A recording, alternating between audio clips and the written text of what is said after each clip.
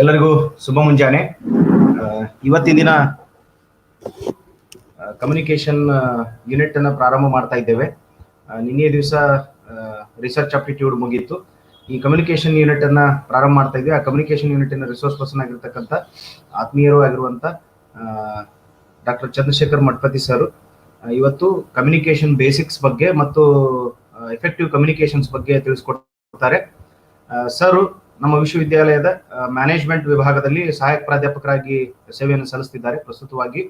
ಮತ್ತು ಅದರ ಜೊತೆಗೆ ನಮ್ಮ ವಿಶ್ವವಿದ್ಯಾಲಯದ IQAC ಸೆಲ್ಲಿನ ಅಸಿಸ್ಟೆಂಟ್ ಡೈರೆಕ್ಟರ್ ಆಗಿಯೂ ಕೂಡ ಕಾರ್ಯನಿರ್ವಹಿಸುತ್ತಿದ್ದಾರೆ. ಅದರ ಜೊತೆಗೆ ಯೂತ್ ರೆಡ್ ಕ್ರಾಸ್ ನ ಒಂದು ಕೋಆರ್ಡಿನೇಟರ್ ಆಗಿಯೂ ಕೂಡ ನಮ್ಮ ವಿಶ್ವವಿದ್ಯಾಲಯದಲ್ಲಿ ಸೇವೆ ಸಲ್ಲಿಸುತ್ತಿದ್ದಾರೆ. ಹೆಚ್ಚು ಸರ್ ಬಗ್ಗೆ ಹೇಳಿದರೆ ನೇರವಾಗಿ ವಿಷಯಕ್ಕೆ ನಾವು ಬರ್ತಾ ಇದ್ದೇವೆ. ಅವರಿಗೆ ನಾನು ಸೆಷನ್ ಅನ್ನ ಹ್ಯಾಂಡ್ ಓವರ್ ಮಾಡ್ತಾ ಇದ್ದೇನೆ. ಪ್ರೆಸೆಂಟೇಷನ್ ಮುಗಿದಾದ್ಮೇಲೆ ಪ್ರಶ್ನೆಗಳಿಗೆ ತಮಗೆ ಅವಕಾಶವನ್ನು ಮಾಡಿಕೊಡ್ಲಾಗ್ತದೆ. Welcome sir. Thank you sir.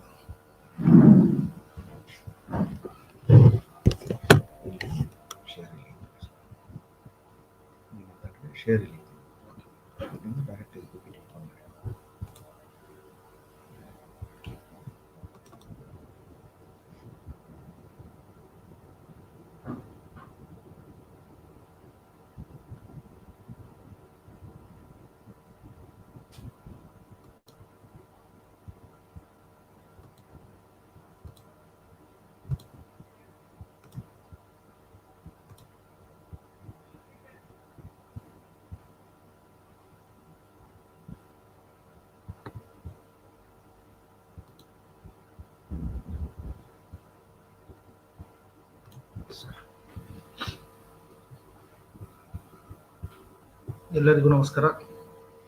A very warm good morning to all the aspirants of NET as well as KSET. Today we'll be having a session on communication. So first we'll try to discuss about what exactly is a communication and why is that we require a communication. So first before answering why, first we'll try to discuss about what is communication. Communication ಅಂದ್ರೆ ಏನು, ಅದು ನಮಗೆ ಯಾವುದ್ರಲ್ಲಿ ಉಪಯೋಗ ಆಗುತ್ತೆ ಅಂತ ನಾವು ಈ ಸೆಷನ್ ಮುಖಾಂತರ ಡಿಸ್ಕಸ್ ಮಾಡೋಣ. First let us see what is communication. See communication ಅಂದ್ರೆ it is not only a language. That is English doesn't mean a communication. ಅಥವಾ ಕನ್ನಡ ಅಂದ್ರೆ ಕಮ್ಯುನಿಕೇಶನ್ ಅಲ್ಲ, ಹಿಂದಿ ಕಮ್ಯುನಿಕೇಶನ್ नहीं है. So what is a communication? Communication is not restricted only to a particular language. Language is just a medium of communication, the way in which we choose to communicate. So what is the communication? Communication is nothing but it is a transferring, or it is just a sending of ideas, messages, informations, emotions, feelings from one person to another person or to a group of people. So that is what we mean to say by communication. And as I said, a language is a means of a communication. It is not a communication. Even a non-verbal, even just a hand signal may be a communication itself. So languages are just a medium and it is not a meaning of a communication. So friends, let us start with the communication session and why it is important for the NET or the KSET aspirant is because around on an average 4 to 5 questions will be asked on the basis of or from the communication unit itself. So it plays around a significant role for cracking your NET or SLED paper, general paper 1. So because of that, the communication has been included and it is one of the important topic wherein you should know about what exactly is a communication and what are the various means, what are the barriers, what is the effective classroom communication. This is what we are trying to cover in this. So let us start with the unit, what exactly it will cover. I'm going to cover the entire unit of communication in 2 different parts. The first part we are trying to discuss or we will discuss about is what is a communication, the meaning of communication, types of communication, and the various characteristics of communication. Next, we'll try to discuss about effective communication, in that verbal and non-verbal, intercultural, group communication, and barriers to communication. And in the second presentation, or in the second half, we'll try to discuss about the effective classroom communication. The unit has been displayed as it is in the syllabus of the NET or the KSET, but I have segregated it into two different presentations. The first would be on the only the communication, effective communication, and barriers to effective communication. And the second session is entirely dedicated to the effective classroom communication, because as you are the NET or the SLET aspirants, ನೀವು net SLET ಓದ್ತಾ ಇದ್ರಿ ಅಂದ್ರೆ ನೀವು ಮುಂದೆ teachers ಆಗಬೇಕು ಅಂತ, ಅವ್ರ ಈ ಮುಂದೆ ನೀವು ಅಸಿಸ್ಟೆಂಟ್ ಪ್ರೊಫೆಸರ್ಸ್ ಆಗ್ತೀರಾ ಅಂತ. So because of that, the one particular presentation has been kept dedicated to the effective classroom communication itself. So friends, we shall start up with the meaning of communication. Before starting the meaning, we'll start up with one of the quote, which says, which is by Gilbert Amilo. He says, developing excellent communication skill is absolutely essential to effective leadership. So you will be the future leaders, and to be an effective leader, one of the successful ingredient is you must have the necessary or excellent communication skill, which is absolutely essential. The leader must be able to share the knowledge, ideas, information, to transmit a sense of urgency and enthusiasm to others, and to share any kind of a knowledge, any kind of information, any kind of ideas, feelings, emotions. You must have, or you must master in the communication skills. If a leader can't get a message across clearly and motivate others to act on it, then having a message doesn't even matter. So whatever the information, whatever the knowledge you may have, I may be excellent in various fields, but if I am not able to communicate, if I am not able to transfer, if I am not able to share, then what is the use of communication? ನಿಮಗೆ ಎಲ್ಲ knowledge ಇರ್ಬೋದು, ಎಲ್ಲ information ಇರ್ಬೋದು, ನೀವು ಎಲ್ಲದರಲ್ಲೂ ಪರಿಣಿತರು ಇರ್ಬೋದು, ಆದ್ರೆ ನಿಮಗೆ ಇನ್ಫಾರ್ಮೇಶನ್ ಶೇರ್ ಮಾಡಲಿಕ್ಕೆ ಬರಲಿಲ್ಲ ಅಂದ್ರೆ what is the use of that knowledge? ಆ ನಾಲೆಜ್ ಏನು ಯೂಸ್ ಆಗಲ್ಲ.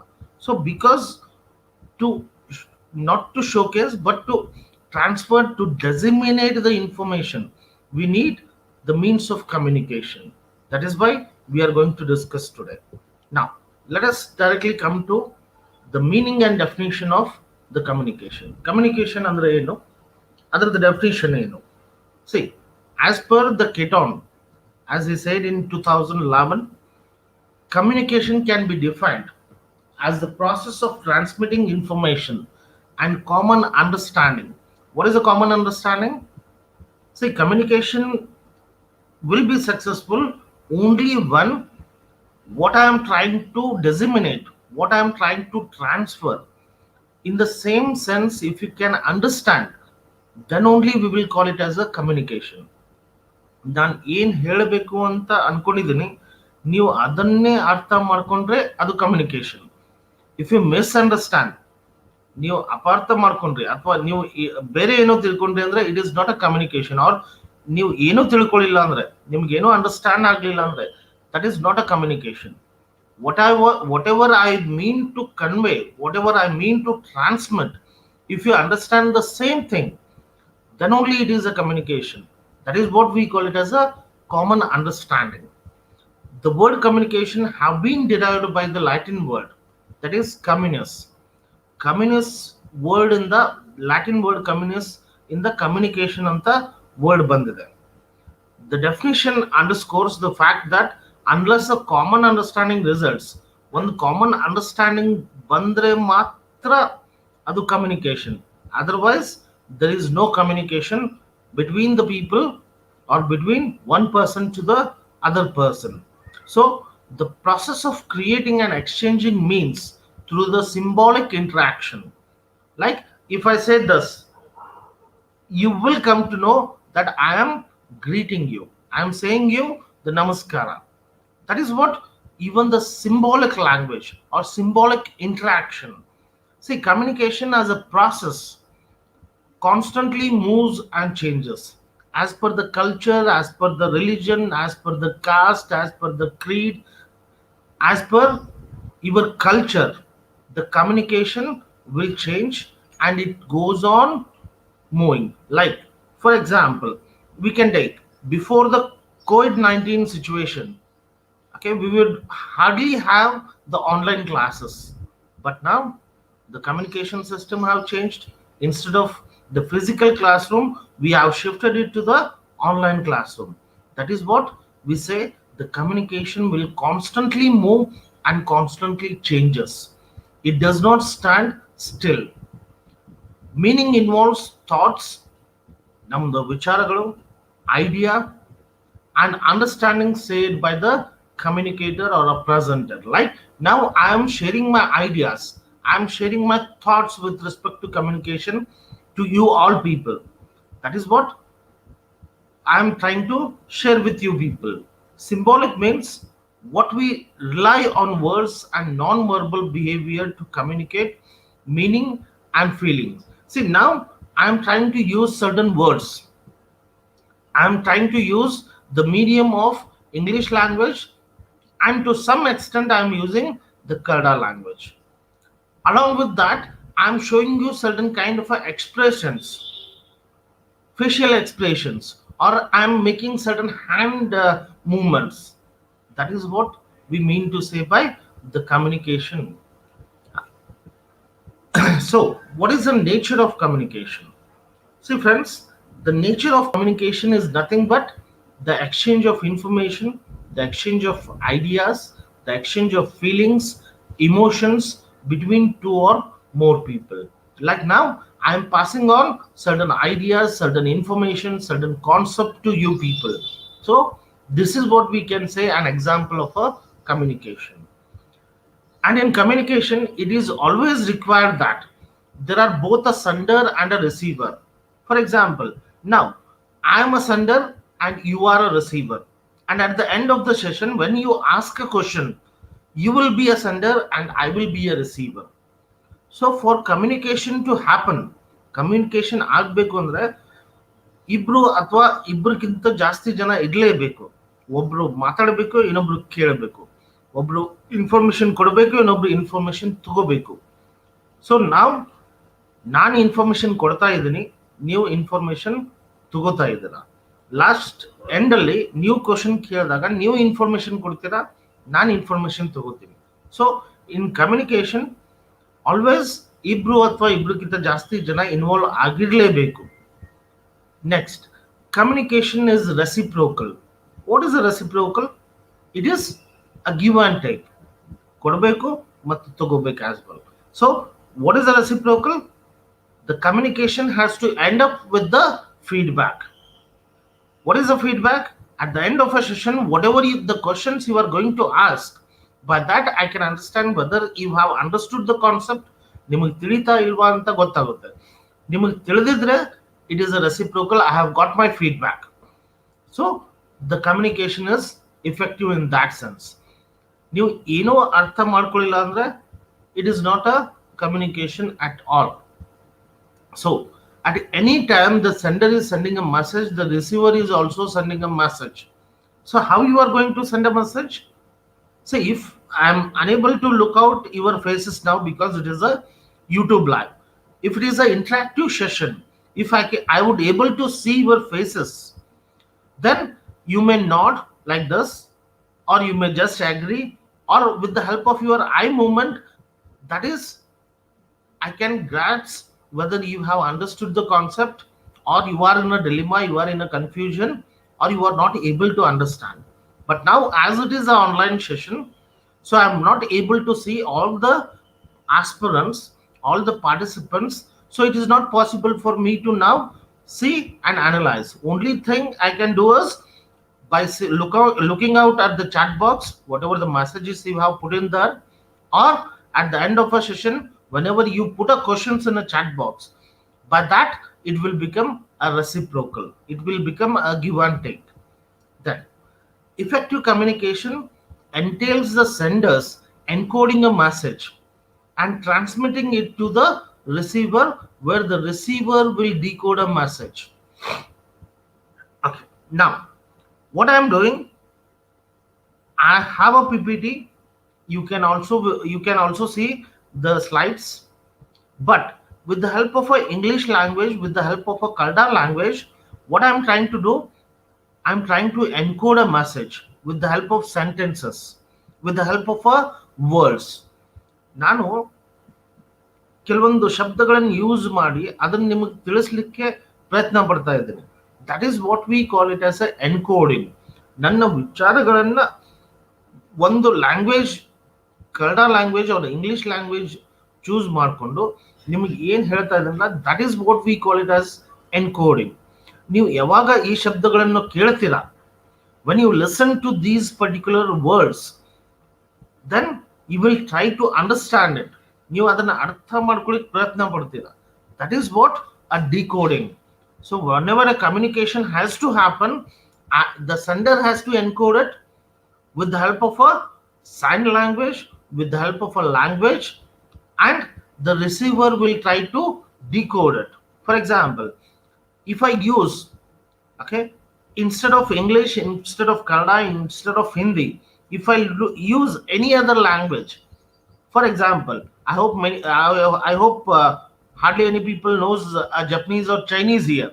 So if I use a Chinese language, then can you decode it? No, it is not possible.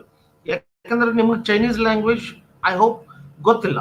ನಿಮ್ಗೆ ಗೊತ್ತಿದ್ರೆ ನೀವು ಅದನ್ನ ಗ್ರಾಬ್ಸ್ ಮಾಡಿಕೊಂಡು you will try to decode it. So encoding and decoding is very much essential.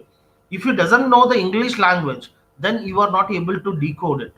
ನಿಮಗೆ English language ಬರಲ್ಲ ಅಂದ್ರೆ much of the part ನಾನು ಏನು ಡಿಸ್ಕಸ್ ಮಾಡ್ತಾ ಇದ್ದೇವೆ ಅದರಲ್ಲಿ ಮೆಜಾರಿಟಿ ನಿಮಗೆ ಡಿಕೋಡ್ ಮಾಡಲಿಕ್ಕೆ ಆಗಲ್ಲ. ಯಾಕಂದ್ರೆ you doesn't know the language. You doesn't know the language. If you are not able to understand the Kannada part, then you are not able to decode that particular message. So for effective communication, the sender has to encode it and the receiver has to decode it. Then only the communication would happen. Then what is the concept of communication? Communication, one concept, other meaning ಏನು? What is the meaning of the concept of communication? See, Alan Lewis is one of the researcher, and he said the meaning of what is communication. See, he says communication is a sum of all things. Communication andre idu ella include ಆಗಿರುತ್ತೆ. ಎಲ್ಲ ಅಂದ್ರೆ ಏನು? ಮಾತಾಡೋದು, ಕೇಳೋದು ಮತ್ತೆ ತಿಳ್ಕೊಳ್ಳೋದು. That is telling, listening and understanding. See, only speaking or telling is not a communication. Even you have to be a listener. ನೀವು ಅದನ್ನ ಕೇಳಬೇಕು. ಕೇಳಿದ್ರೆ ಮಾತ್ರ ನಿಮಗೆ ಅಂಡರ್ಸ್ಟ್ಯಾಂಡ್ ಆಗುತ್ತೆ. It is a systematic activity under any given circumstances. ನೀವು ಯಾವುದೇ situation ಅಲ್ಲಿ ಇರಬಹುದು, ಯಾವುದೇ ಸರ್ಕಮ್ಸ್ಟಾನ್ಸಸ್ ಅಲ್ಲಿ ಇರಬಹುದು, ಕಮ್ಯುನಿಕೇಶನ್ ಮಾತ್ರ ತುಂಬಾ ಇಂಪಾರ್ಟೆಂಟ್ ಆಗಿರುತ್ತೆ. Likewise, the Henry Kunch is one of the management guru, and he says communication is transferring the information from one person to another, whether or not he or she elicits the confidence, elicits that confidence. See, the transferring the information from one person to another. Now I am transferring the information to you all people, whether I am a confident or I am not confident, but I am trying to put forth certain concepts, certain ideas, certain information to you. That is what we call it as a communication. Next, George Terry, he says communication is the exchange of ideas, exchange of the feelings, exchange of the emotions between two or more people. Likewise, Kate Davis, he says the purpose of passing information and understanding between the two people is what we call it as a communication. See, what we mean by this concept is, without the bridge of a communication ಒಂದು ಸೇತುವೆ ಇದ್ದಂಗೆ. No one can cross the river. ನದಿಯನ್ನು ಸೇತುವೆ ಇರಲಾರ್ದೆ ನಾವು ಪಾರ್ ಮಾಡಲಿಕ್ಕೆ ಆಗಲ್ಲ. No one can cross the river of misunderstanding. Communication is a systematic process of sharing the ideas, informations, feelings, and emotions from one person to another by creating a mutual understanding. So, communication acts as a bridge wherein we'll try to make understand the concept. And my dear friends, more than 90% of the misunderstanding, the conflicts, the grievances will arise because of not effective communication itself. So, if you want to be an effective communicator, then if you want to avoid the conflicts, the grievances, the misunderstanding, then only the communication is the medium, or communication is a bridge. Okay. Now we'll come on to the characteristics of communication. So what are the characteristics of a communication? See, in the communication, we have several characteristics. So what are those? The first and foremost, as I said you, ನಾನು ನಿಮ್ಗೆ already ಹೇಳ್ದಂಗೆ ಇಬ್ರು ಅಥವಾ ಜಾಸ್ತಿ ಜನ ಇದ್ರೆ ಮಾತ್ರ communication possible. ನನ್ನ ಜೊತೆ ಮಾತಾಡಿದ್ರೆ that is a kind of a communication, but in the business sense we will not call it as a communication. Communication means whatever we are doing now, I am speaking and you are listening. And what is the medium? The medium may be the YouTube and the language which I am using, and I am using majority English, minority Kannada. So here we are involved. That is, two or more than two people are involved. So only the communication is happening between us. And exchange of ideas. What is the exchange of ideas? Now I am trying to put forth certain my ideas to you. So that is what. If you put forth your question, then you are putting your ideas to me. I am passing certain information to you, certain emotions, certain feelings, certain facts, certain figures. So that is what. If the exchange of ideas, information, emotions, feelings are there, then we call it as one of the important characteristics of communication. Then mutual understanding. So what is a mutual understanding? Mutual understanding ಅಂದ್ರೆ ನಾನು ಏನ್ ಹೇಳಬೇಕು ಅಂತೀನಿ ನೀವು ಅದನ್ನೇ ತಿಳ್ಕೋಬೇಕು.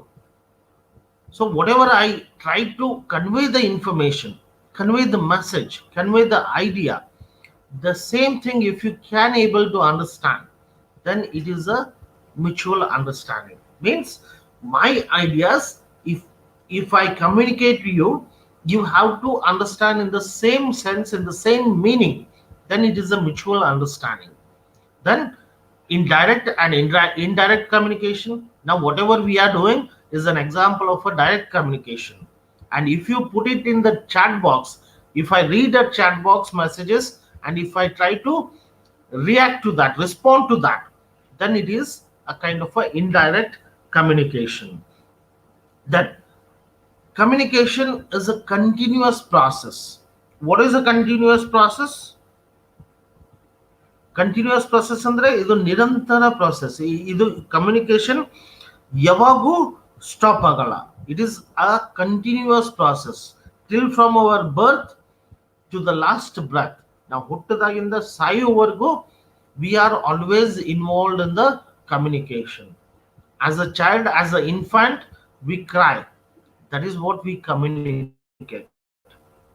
And now we are speaking, that is what we communicate. So we are in one or the another way, ಒಂದ್ ಅಥವಾ ಇನ್ನೊಂದು ರೀತಿಯಲ್ಲಿ ನಾವು ಯಾವಾಗಲೂ ಕಮ್ಯುನಿಕೇಶನ್ ಯೂಸ್ ಮಾಡ್ಕೊಳ್ತಾನೆ ಇರ್ತೀವಿ. Use of words as well as the symbols. I hope I have answered this. ನಾವು ಶಬ್ದಗಳನ್ನು use ಮಾಡ್ತೀವಿ, ನಾವು ಸಿಂಬಾಲ್ಗಳನ್ನು ಯೂಸ್ ಮಾಡ್ತೀವಿ ಕಮ್ಯುನಿಕೇಶನ್ ಮಾಡಲಿಕ್ಕೆ. So these are certain important characteristics of a communication. That is, we require two or more people, ibru athwa ಜಾಸ್ತಿ ಜನ ಇರಬೇಕು. Exchange of ideas. ನಾವು ನಾನು ಐಡಿಯಾ ಕೊಡ್ತಾ ಇದ್ದೀನಿ, ನಾನು ಇನ್ಫಾರ್ಮೇಶನ್ ಕೊಡ್ತಾ ಇದ್ದೀನಿ, ಅದನ್ನು ನೀವು ಗ್ರಹಿಸಬೇಕು. Mutual understanding. ನಾನು ಏನು ಹೇಳ್ತೀನಿ ಅದನ್ನೇ ನೀವು ತಿಳ್ಕೋಬೇಕು. ಡೈರೆಕ್ಟ್ ಆ್ಯಂಡ್ ಇಂಡೈರೆಕ್ಟ್ ಕಮ್ಯುನಿಕೇಶನ್, ನಾವು ಏನು ಮಾತಾಡ್ತಾ ಇದ್ದೇವೆ ಈಗ ಅದು ಡೈರೆಕ್ಟ್ ಕಮ್ಯುನಿಕೇಶನ್. ನೀವು ನಿಮ್ಮ ಪ್ರಶ್ನೆಗಳನ್ನು ಚಾಟ್ ಬಾಕ್ಸ್ ಅಲ್ಲಿ ಹಾಕ್ತೀರಾ, ಅದನ್ನ ನಾನು ಓದಿ ತಿಳ್ಕೊಂಡು ನಿಮಗೆ ಏನಾದರೂ ಉತ್ತರ ಕೊಟ್ಟರೆ that is indirect communication. Communication continuous process, ಇದು ನಿರಂತರ ಒಂದು process. Because as a human being, ನಾವು ಮನುಷ್ಯರಾಗಿ ಹುಟ್ಟಿನಿಂದ ಸಾಯುವವರೆಗೂ ನಾವು ಕಮ್ಯುನಿಕೇಶನ್ ಯೂಸ್ ಮಾಡ್ಕೊತಾನೆ ಇರ್ತೀವಿ. ಯೂಸ್ ಆಫ್ ವರ್ಡ್ಸ್, ನಾನು ಕೆಲವೊಂದು ಶಬ್ದಗಳನ್ನು ಯೂಸ್ ಮಾಡಿ ನನ್ನ ಇನ್ಫಾರ್ಮೇಶನ್ ಅನ್ನು ಪಾಸ್ ಮಾಡ್ತಾ ಇದ್ದೀನಿ. As well as sudden special symbols, expressions, feelings, tone, pitch I am using. That is what the use of words as well as symbols. Now we'll come to the various types of communication. So when we speak about the types of communication, the types galandre verbal communication. So verbal ಅಂದ್ರೆ ಏನು? ನಾವು ಏನು ಮಾತಾಡ್ತೀವಿ ಅದನ್ನ verbal communication ಅಂತ ಕರಿತೀವಿ.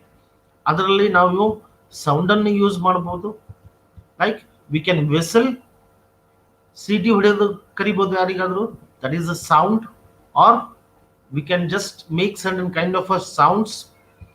V can use the words, we can use the language, and we can use the speech. So whenever we use, ನಾವು ಯಾವಾಗಾದ್ರೂ ಲ್ಯಾಂಗ್ವೇಜ್, ಒಂದು ಭಾಷೆ, ಶಬ್ದಗಳು ಅಥವಾ ನಾವು ಮಾತಾಡೋದನ್ನ ವರ್ಬಲ್ ಕಮ್ಯುನಿಕೇಶನ್ ಅಂತ ಕರಿತೀವಿ. Speaking is an effective way of communicating and much of the part we are involved in the speaking itself. ಮಾತಾಡೋದು ಒಂದು ಎಫೆಕ್ಟಿವ್ ತರಹದ communication, and it will help us in expressing our emotions in words, our feelings in words, the messages in words. This form of communication is further classified into 4 different types or subtypes. Like the first one is intrapersonal communication. Intrapersonal andre within, ನಾನು ನನ್ನ ಜೊತೆನೇ ಮಾತಾಡಿದ್ರೆ ಅದು intrapersonal communication ಆಗುತ್ತೆ. ನೀವು ನಿಮ್ಮ ಜೊತೆನೇ ಮಾತಾಡಿದ್ರೆ, ಲೈಕ್ ಭಾಳ ಸರಿ ನಾವು ಹಂಗೆ ಮಾಡ್ತೀವಿ, ನಾವು ಏನೋ ವಿಚಾರ ಮಾಡ್ಕೊಂಡು ನನ್ನ ಜೊತೆನೇ ಮಾತಾಡ್ತಾ ಇರ್ತೀನಿ ಅಥವಾ ನಿಮ್ಮ ಜೊತೆ ನೀವೇ ಮಾತಾಡ್ತಾ ಇರ್ತೀರ, ಅದನ್ನ ನಾವು ಇಂಟ್ರಾಪರ್ಸನಲ್ ಕಮ್ಯುನಿಕೇಶನ್ ಅಂತ ಕರಿತೀವಿ. This sort of a communication we call it as a intrapersonal communication. See what it says, what I have written, this form of a communication is extremely private. Because ನಾನು ನನ್ನ ಜೊತೆ ಮಾತಾಡಿದ್ದನ್ನ ನಿಮಗೆ ಹೇಳಲ್ಲ, ನಿಮಗೆ ಗೊತ್ತೂ ಆಗಲ್ಲ. ನೀವು ನಿಮ್ಮ ಜೊತೆ ಮಾತಾಡಿದ್ರೆ ಅದು ನನಗೆ ಗೊತ್ತಾಗಲ್ಲ, ಯಾರಿಗೂ ಗೊತ್ತಾಗಲ್ಲ. So it is restricted only to yourself. ಅದು ನಿಮ್ಮಷ್ಟಕ್ಕೆ ಮಾತ್ರ ಇರುತ್ತೆ. It includes the silent conversation we have with ourselves, wherein we juggle roles between the sender and the receivers. ನಾವೇ ಸೆಂಡರು, ನಾವೇ ರಿಸೀವರ್, ನಾವೇ ಇನ್ಫಾರ್ಮೇಶನ್ ಅನ್ನು ಕೊಡ್ತೀವಿ, ನಾವೇ ಅದನ್ನು ಗ್ರಹಿಸ್ಲಿಕ್ಕೆ ಪ್ರಯತ್ನ ಪಡ್ತೀವಿ. So that are this sort of a communication we call it as a intra. The intra means within, ನಮ್ಮೊಂದಿಗೆ. Then the second part, and this part or this type of a communication doesn't have a much role in the business communication or in the, what do you say, the commercial communication. Second part or second subtype of a verbal communication is interpersonal communication. What is interpersonal? It takes between two individuals. Is thus a one-on-one conversation. Like ನೀವು ನಿಮ್ಮ ತಂದೆ ಜೊತೆ, ನಿಮ್ಮ ತಾಯಿ ಜೊತೆ, ನಿಮ್ಮ ಅಣ್ಣ ತಮ್ಮಂದ್ರ ಜೊತೆ, ಅಕ್ಕ ತಂಗಿಯರ ಜೊತೆ ಅಥವಾ ನಿಮ್ಮ ಗೆಳೆಯಂದ್ರ ಜೊತೆ ನೀವು ಮಾತಾಡಿದ್ರೆ ಅದು ಇಂಟರ್ಪರ್ಸನಲ್ ಕಮ್ಯುನಿಕೇಶನ್ ಆಗುತ್ತೆ, ಅಥವಾ ಅದನ್ನ ನಾವು ಇಂಟರ್ಪರ್ಸನಲ್ ಅಂತ ಕರಿತೀವಿ. ಯಾವಾಗ ಓನ್ಲಿ ಇಬ್ಬರು ಜನ ಮಾತಾಡಿದ್ರೆ ಅದು ಇಂಟರ್ಪರ್ಸನಲ್ ಕಮ್ಯುನಿಕೇಶನ್ ಆಗುತ್ತೆ. ಹಿಯರ್ ಇಂಟರ್ಪರ್ಸನಲ್ ಕಮ್ಯುನಿಕೇಶನ್ ಅಲ್ಲಿ ನಾವು ಒಂದ್ಸರಿ ಸೆಂಡರ್ ಆಗ್ತೀವಿ, ನಾವು ಮಾತಾಡುವಾಗ ನಾವು ಸೆಂಡರ್ ಅಂತಾರೆ, ಅಥವಾ ನಾವು ಕೇಳಿಸ್ಕೊಳ್ಳುವಾಗ ನಮಗೆ ರಿಸೀವರ್ ಅಂತಾರೆ. So we will shift the roles here. In the interpersonal role, we will shift the roles. Like if I am having a word, ನಾನು ನಮ್ಮ ಗೆಳೆಯನ ಜೊತೆ ಮಾತಾಡ್ತಾ ಇದ್ರೆ ನಾನು ಒಂದ್ಸರಿ ಮಾತಾಡ್ತಾ ಇರ್ತೀನಿ, ಅವಾಗ I am sender. If I am listening, ನಾನು ಕೇಳ್ತಾ ಇದ್ರೆ I am a receiver, and I shift a role of a sender as well as receiver. ನಾನು ಸೆಂಡರ್ನೂ ಆಗಿರ್ತೀನಿ, ನಾನು ರಿಸೀವರ್ನೂ ಆಗಿರ್ತೀನಿ. ಯಾವಾಗ when I am having a word with only another person, ನಾನು ಇನ್ನೊಬ್ಬರ ಜೊತೆ ಮಾತಾಡುವಾಗ ಮಾತ್ರ ಇದು ಸಾಧ್ಯ. Then in the next type is small group conversation.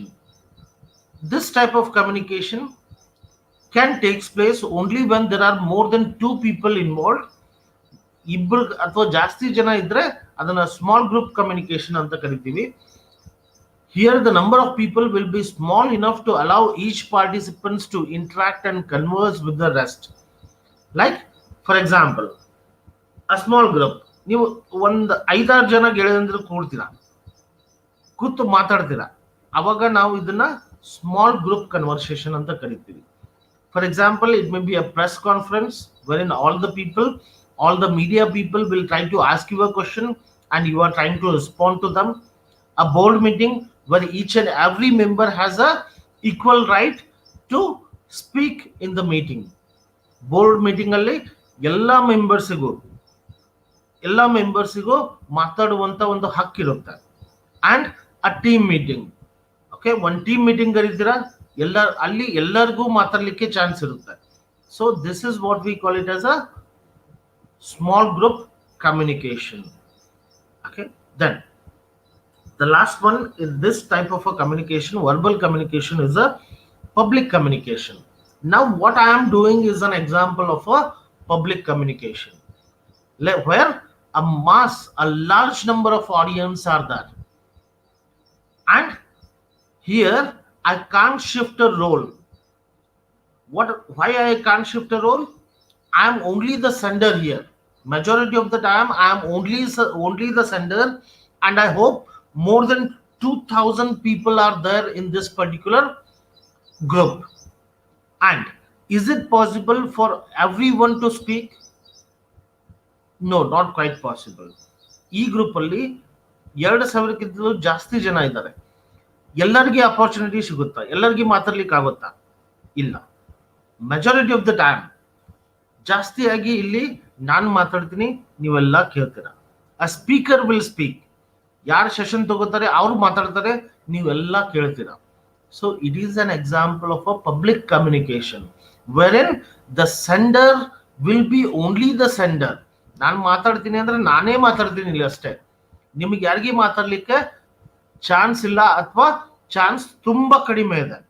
Like ಒಬ್ರು ಇಬ್ರು ಅಥವಾ 10 ಜನ ನೀವು ಮಾತಾಡ್ಬೋದು, ಅದಕ್ಕಿಂತ ಜಾಸ್ತಿ 2,000 ಜನಕ್ಕೆ ಮಾತಾಡ್ಲಿಕ್ಕೆ ಸಾಧ್ಯನೇ ಇಲ್ಲ.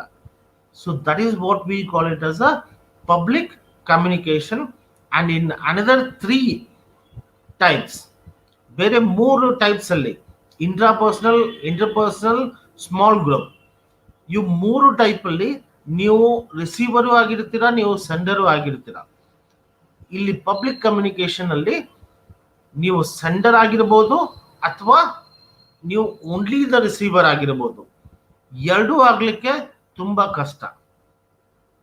Okay, then the second type is about non-verbal communication. So what is a non-verbal communication? For example, this is a non-verbal communication. What this means? This means I am greeting you, I am trying to send you certain kind of a message. What sort of a message? I hope you understood. See, I'm not using any words. I'm just using what? A symbol. So this form of a communication supersedes all other form because of its usage and effectiveness. Okay. See, the non-verbal communication is more effective than the verbal communication, because whatever we see, okay, if I say only namaskara, it is not what? it is not effective. If I say this, it is more effective because you are seeing the gesture, you are seeing the posture, you are seeing the movement of my hands, and this means I'm trying to show my gratitude to you. I'm trying to speak certain thing with the help of symbols, and symbols are more effective than the words. Symbols and sign language are also included in the non-verbal.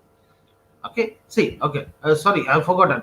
Non-verbal communication involves the use of physical ways of communication, such as a tone of voice. See, if you can analyze wherever it is important, I will try to give a gap. I will try to increase my tone a bit, my pitch a bit. Okay, that I mean to say I'm underlying certain word which is more important, and that is also a kind of a non-verbal communication itself. See, fold arms, crossed legs are some of the defensive non-verbal signs conveyed by the people. For example, if I sit like this, then that shows I'm not confident. I'm not confident enough.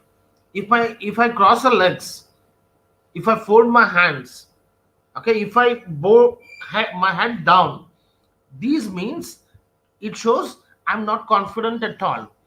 Shaking hands, patting and touching express feeling of intimacy. Facial expressions, gestures, your eye contact are all the different types of a communication which we terms it as a non-verbal communication itself.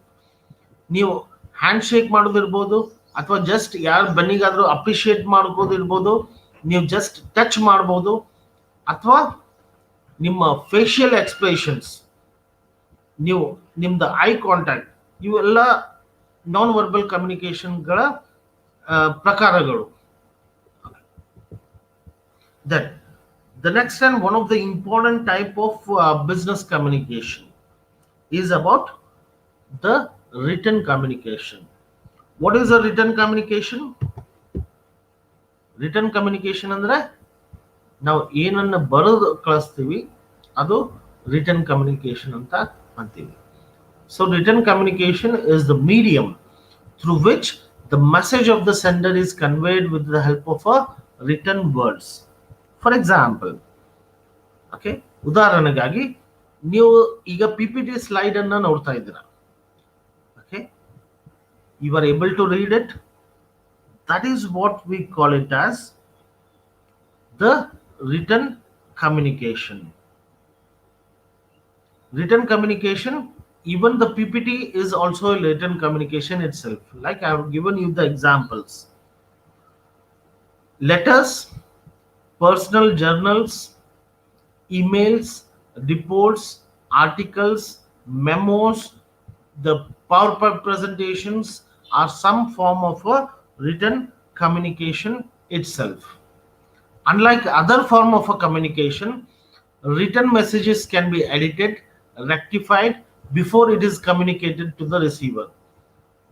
Like ನಾನು ಈ PPT ready ಮಾಡಿದ್ಮೇಲೆ ಒಂದ್ಸರಿ ನೋಡ್ಕೋತೀನಿ, ಎಲ್ಲಿ ಏನು corrections ಬೇಕೋ correction ಮಾಡ್ತೀನಿ.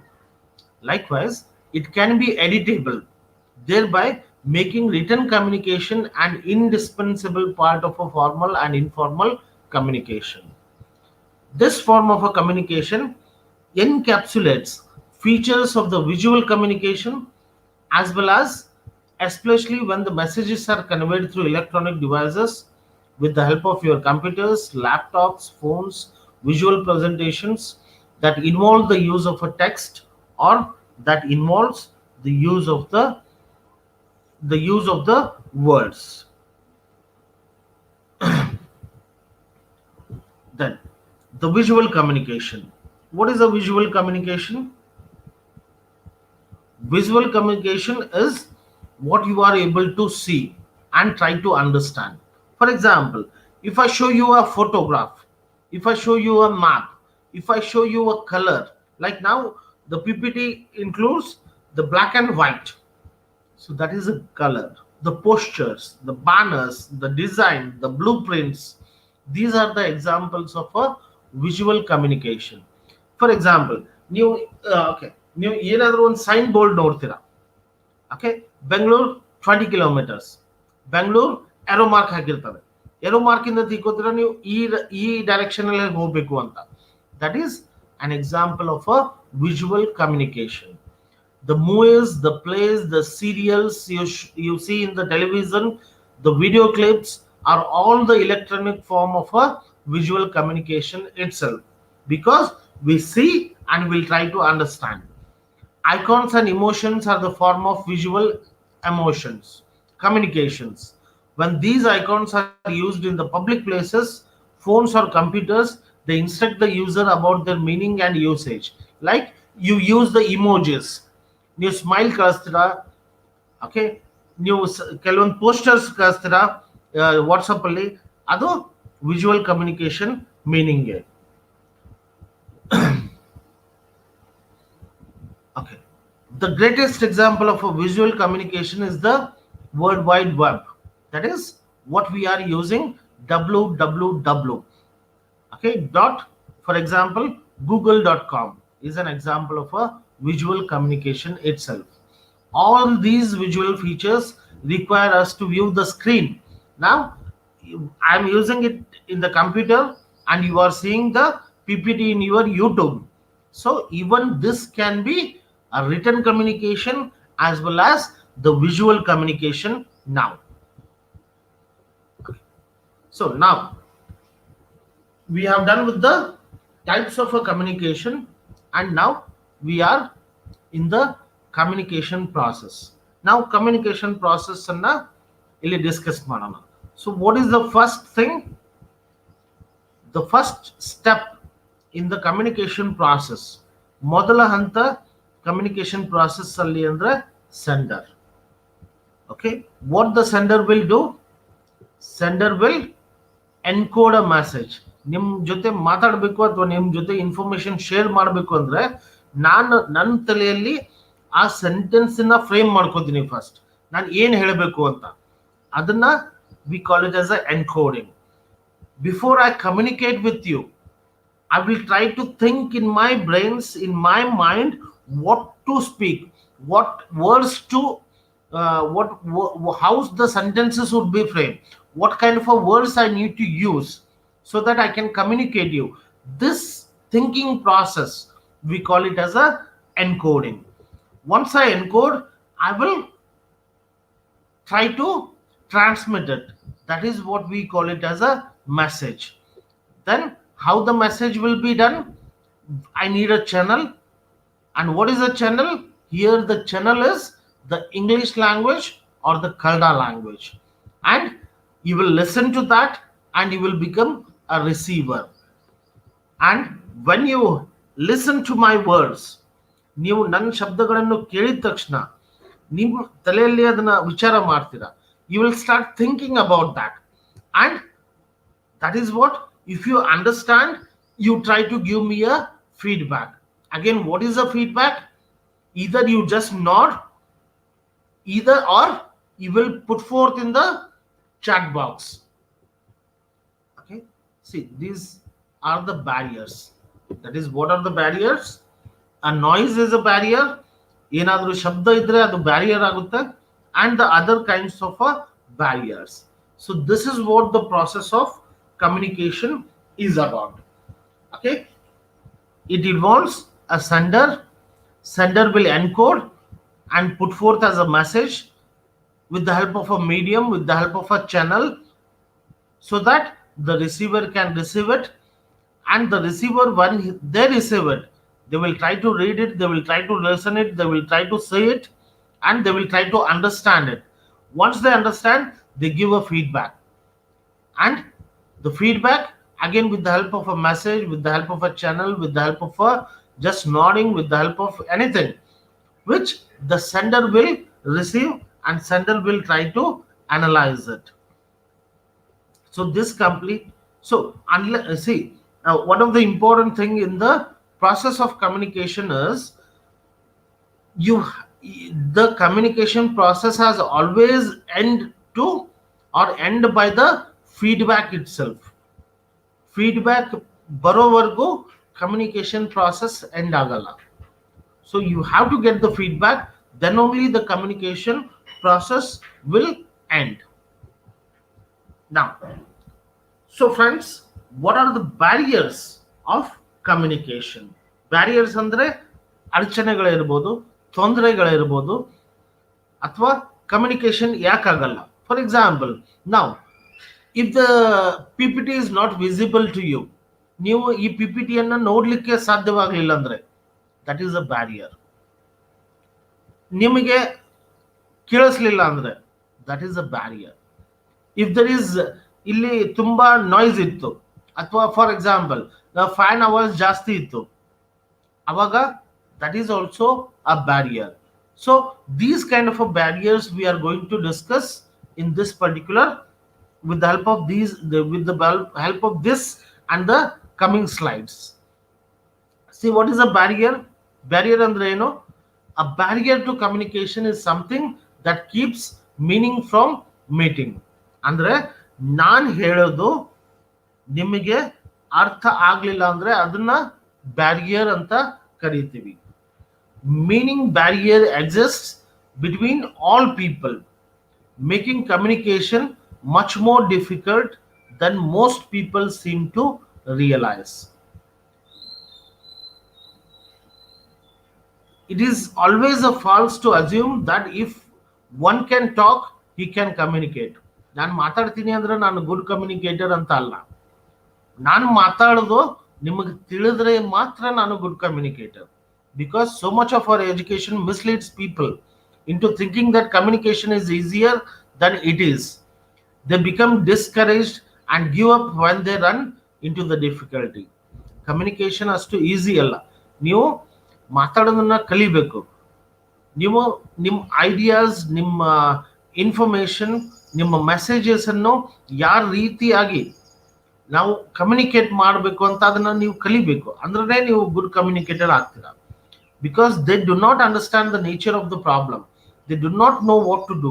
The wonder is not that communicating is difficult. Communication andre idu tumba difficult enalla, idu tumba easy. Adre ನೀವು ಪ್ರಾಕ್ಟೀಸ್ ಮಾಡಬೇಕು. Now see, now ಒಂದು language ಕಲಿಲಿಕ್ಕೆ we take years to gather. Okay, but when we understand the language, we need to even try to communicate, even try to use the appropriate words so that we can become an effective communicator. Okay, see, again in the barriers there are different kinds of barriers, like encoding barrier. The process of selecting and organizing symbols to represent a message requires skill and knowledge. Obstacle listed below can interface with an effective message. Encoding barrier andre ನಾನು ಏನ್ ಮಾತಾಡಬೇಕು ಅಂತೀನಿ ಅದನ್ನ ನಾನು correct words choose ಮಾಡ್ಲಿಕ್ಕೆ ಸಾಧ್ಯ ಆಗಲ್ಲ. So that is encoding barrier. Lack of sensitivity to the receiver. See, ನನಗೆ ರಿಸೀವರ್ ಯಾರಂತ ಗೊತ್ತಿಲ್ಲ, ನಿಮ್ ಬ್ಯಾಕ್ ಗ್ರೌಂಡ್ ಏನು ಅಂತ ನನಗೆ ಗೊತ್ತಿಲ್ಲ. I doesn't know what backgrounds you belongs to. ನಿಮಗೆ ಕನ್ನಡ ತಿಳಿಯುತ್ತೆ ಅಥವಾ ಇಂಗ್ಲಿಷ್ ತಿಳಿಯುತ್ತೆ ಅಂತ ನನಗೆ ಗೊತ್ತಿಲ್ಲ. So I am not sensible here, but I am sure that all are from the or completed the postgraduate or pursuing the postgraduate. ನನಗೆ ಗೊತ್ತು ನೀವು ಎಲ್ಲರೂ ಪೋಸ್ಟ್ ಗ್ರಾಜುಯೇಷನ್ ಅಂದ್ರೆ ಕಂಪ್ಲೀಟ್ ಮಾಡಿದ್ದೀರಾ ಅಥವಾ ಪೋಸ್ಟ್ ಗ್ರಾಜುಯೇಷನ್ ಅನ್ನ ಮಾಡ್ತಾ ಇದ್ದೀರಾ. So I am sensible. ನನಗೆ ಗೊತ್ತು ನಾನು ಯಾರ ಜೊತೆ ಮಾತಾಡ್ತಾ ಇದ್ದೀನಿ ಅಂತ. ಒಂದು ವೇಳೆ ನಾನು ಯಾರ ಜೊತೆ ಮಾತಾಡ್ತೀನಿ ಅಂತ ನನಗೆ ಗೊತ್ತಿಲ್ಲ ಅಂದ್ರೆ ನನಗೆ ತುಂಬಾ ಕಠಿಣ ಆಗುತ್ತೆ ಯಾವ ರೀತಿ ನಾನು ಮಾತಾಡಬೇಕು ಅಂತ. Okay, like one example I have given. If a customer is angry, okay, ನಾನು ಓಕೆ ನಿಮ್ಮ ಕಸ್ಟಮರ್ ನಿಮ್ಮ ಮೇಲೆ ತುಂಬಾ ಕೋಪವಾಗಿದ್ದಾನೆ, ತುಂಬಾ ಸಿಟ್ಟಲ್ಲಿದ್ದಾನೆ, ಅವಾಗ ಏನಾಗುತ್ತೆ? an effective response may be just to listen. ನಮ್ಮ ರೆಸ್ಪಾನ್ಸ್ ಏನಿರಬೇಕು? ಅವರು ಮಾತಾಡೋವರೆಗೂ ನಾವು ಸುಮ್ಮನೆ ಕೇಳ್ತಾ ಇರಬೇಕು. That is what the sensible. If ನೀವು ಏನಾದರೂ ಮಾತಾಡ್ಲಿಕ್ಕೆ ಅಥವಾ ಕನ್ವಿನ್ಸ್ ಮಾಡ್ಲಿಕ್ಕೆ ಟ್ರೈ ಮಾಡಿದ್ರೆ ಅವ್ರು ಕನ್ವಿನ್ಸ್ ಆಗಲ್ಲ. So you have to be sensitive. If you are not sensible, then that will become a barrier. Then next one, lack of basic communication skill. Okay, ನಿಮಗೆ basic knowledge ಅಥವಾ basic skill ಇರಬೇಕು communication ಮಾಡಲಿಕ್ಕೆ. then only you can encode the message. Okay, if I know the English language, I can encode the message in the language. For example, if you ask to speak me in Telugu, Tamil, okay, Marathi or any other language, I'm not able to do that because I doesn't have a basic knowledge about that particular language. ನಾನು ಕನ್ನಡ ಮಾತಾಡ್ಬೋದು, ಹಿಂದಿ ಮಾತಾಡ್ಬೋದು, English ಮಾತಾಡ್ಬೋದು, because I know these language. Apart from these language, if you want me to speak in any other language, I can't do that because I'm not very well with that. Okay, and you have to be even grammatically correct in your sentences. Then only the communication will be effective. Otherwise, the barriers will be there. Okay, insufficient knowledge about the subject. See, now I know the language, I know the concept, I know the meaning. Because of that, I'm in front of you to speak about the communication. Communication ಅಂದ್ರೆ ಏನು ಅಂತ ನನಗೆ ಗೊತ್ತಿಲ್ಲ ಅಂದ್ರೆ ನಿಮ್ ಜೊತೆ around 1 ಗಂಟೆ ಮಾತಾಡ್ಲಿಕ್ಕೆ ನನಗೆ ಆಗುತ್ತಾ? Is it possible? It is not possible. So ನೀವು ಯಾವಾಗಾದ್ರೂ ಏನಾದ್ರೂ ಮಾತಾಡಬೇಕು ಅಂದ್ರೆ ಅದ್ರ ಬಗ್ಗೆ ನೀವು ತಿಳ್ಕೊಳ್ಳಿ ಏನಿದೆ ಅಂತ. If you can understand, if you have a knowledge, then only you can be a good communicator or your communication will be effective. Otherwise, it is just a barrier. Information overload. Now we are in the era wherein the information is abundant. So the information is coming from every sources to us. For example, I have given you an example. If you are selling an item with 25 tariff features, pick 2 or 3 important features. See, for example, now I want to sell you a particular mobile phone, and ಆ mobile phone ಅಲ್ಲಿ ನಾನು ನಿಮಗೆ ಒಂದು 25ರಿಂದ 30 features ಹೇಳಿದೆ ಅಂದ್ರೆ ನಿಮ್ಗೆ ಏನಾಗುತ್ತೆ? ನಿಮ್ಗೆ ಕನ್ಫ್ಯೂಸ್ ಆಗುತ್ತೆ. ಸೊ ಅದ್ರ ಬದಲು ನಾನು ಒಂದು 2 ಅಥವಾ 3 ಇಂಪಾರ್ಟೆಂಟ್ ಫೀಚರ್ ಹೇಳಿದೆ ಅಂದ್ರೆ ನೀವು ಕನ್ವಿನ್ಸ್ ಆಗ್ತೀರಾ. ಅಥವಾ ನಾನು 25 ಫೀಚರ್ ಹೇಳಿದ್ರೆ ನೀವು ಕನ್ಫ್ಯೂಸ್ ಆಗ್ತೀರಾ. So as a communicator I should know what you are looking at. So ಅದಕ್ಕಾಗಲೇ ನೀವು ಮೊಬೈಲ್ ತಗೊಳ್ಳುವಾಗ ಅವನು ಅಂಗಡಿಯವನು ಏನು ಹೇಳ್ತಾನೆ ನಿಮ್ಗೆ, ಸರ್ ಏನ್ ಬೇಕು ಅಥವಾ ಮೇಡಮ್ ಏನ್ ಬೇಕು, ನಿಮ್ಗೆ ಯಾವ ಫೀಚರ್ ಬೇಕು, ನಿಮಗೆ ಕ್ಯಾಮ್ರಾ ಬೇಕಾ, ಓಕೆ ಈ ಮಾಡೆಲ್ ತಗೊಳ್ಳಿ, ಇದರಲ್ಲಿ ಕ್ಯಾಮ್ರಾ ತುಂಬಾ ಚೆನ್ನಾಗಿದೆ. ಅದನ್ನ ಬಿಟ್ರೆ ಅವ್ನು ಬೇರೆ ಯಾವ ಫೀಚರ್ಸ್ ನಿಮ್ಗೆ ಹೇಳಲ್ಲ. ನೀವು ಏನ್ ಕೇಳ್ತೀರಾ, ನೀವು ಏನ್ ನೋಡ್ತೀರಾ ಅದನ್ನ ಮಾತ್ರ ಅವ್ನು ಹೇಳೋದು. ನನಗೆ ರಾಮ್ ಜಾಸ್ತಿ ಬೇಕು, ರ್ಯಾಮ್ ಜಾಸ್ತಿ ಬೇಕು, ಸ್ಟೋರೇಜ್ ಜಾಸ್ತಿ ಬೇಕು ಅಂದ್ರೆ ಅವನು ಮಾತಾಡೋದೇನು, ಸರ್ ಈ ಮೊಬೈಲ್ ತಗೊಳ್ಳಿ, ನಿಮಗೆ ಸ್ಟೋರೇಜ್ ತುಂಬಾ ಜಾಸ್ತಿ ಸಿಗುತ್ತೆ. You will have a larger storage capacity in this mobile. See, that is what the information overload should not be there. Whatever the customer asks you, whatever the other people ask you, that has to be delivered. Then emotional interference. Okay, emotional interference in the sense you should not involve emotionally with the people. ನೀವು ಭಾವನೆಗಳ ಜೊತೆ ನೀವು ಮಾತಾಡಬಾರ್ದು. That is what the emotion interference is there. Like if someone is anger, like I have given an example earlier, if your customer is angry on you and if he or she is complaining you, just try to listen to them. Don't try to involve in that particular conversation because it will become emotional. ಅವ್ರು ಏನೋ ಒಂದು ಭಾವನೆಯಿಂದ ನಿಮ್ ಜೊತೆ ಮಾತಾಡ್ತಾ ಇರ್ತಾರೆ, just ನೀವು ಕೇಳಬೇಕು ಅವಾಗ. So that will try to avoid the emotions in the communications. Okay, so these are the encoding barriers. Likewise, there are transmitting barriers. Physical distraction. Now because of the technical problem, because of the internet problem, If you are not able to see it, if you are not able to listen, then it will become a physical distraction.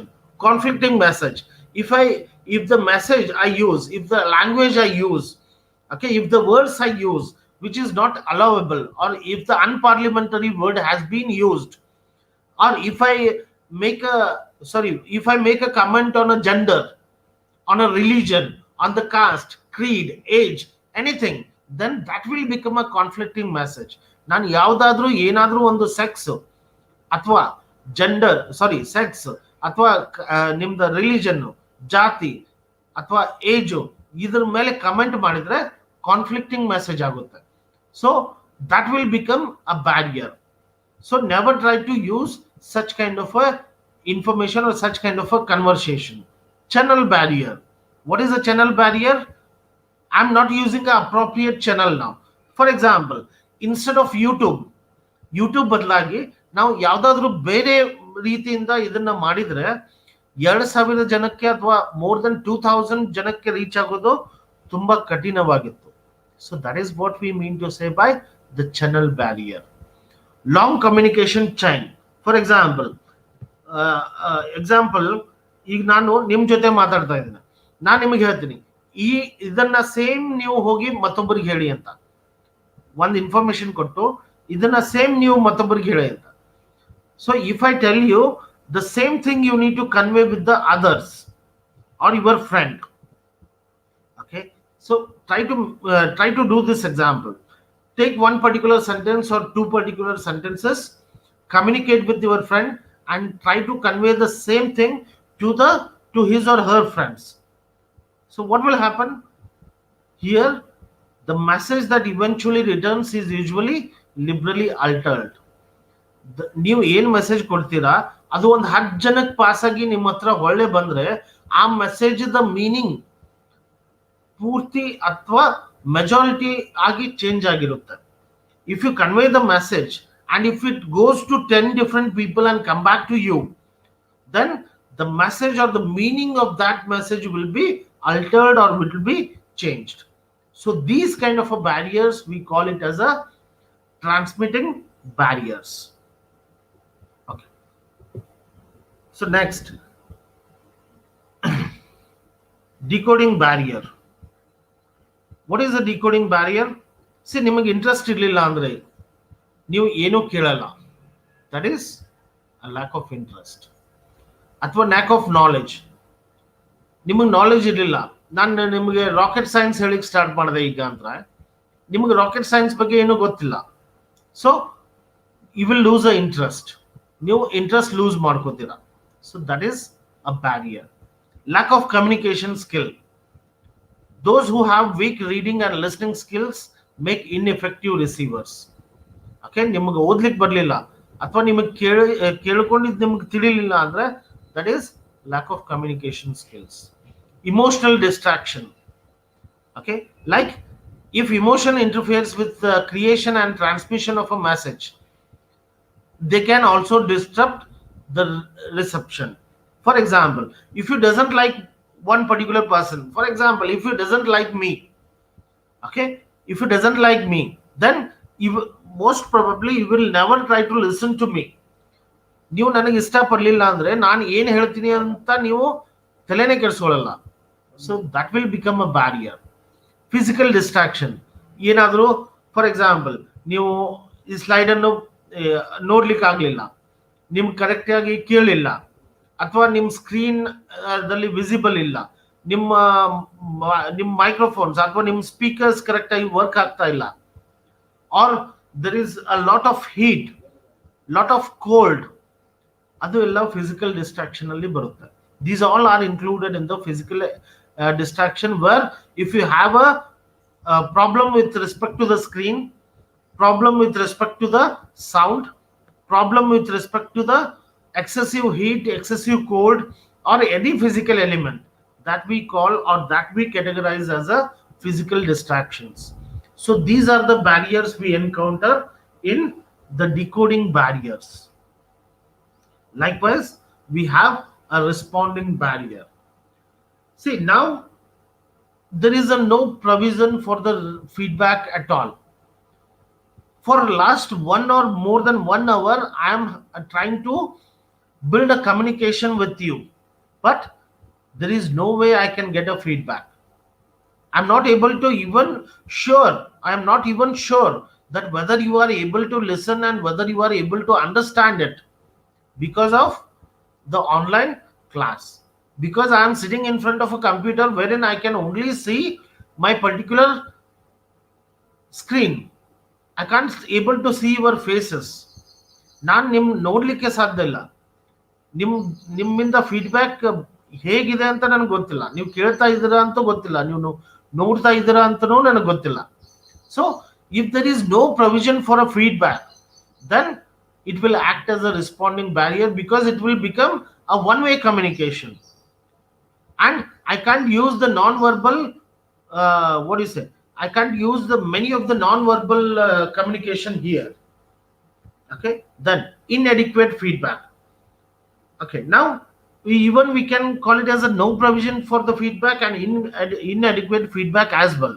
Because if I give, for example, from last 1 hour I am speaking, many of the time in many of the instances you may miss out certain thing, because 1 hour means from 60 or more than 60 minutes I am speaking to you.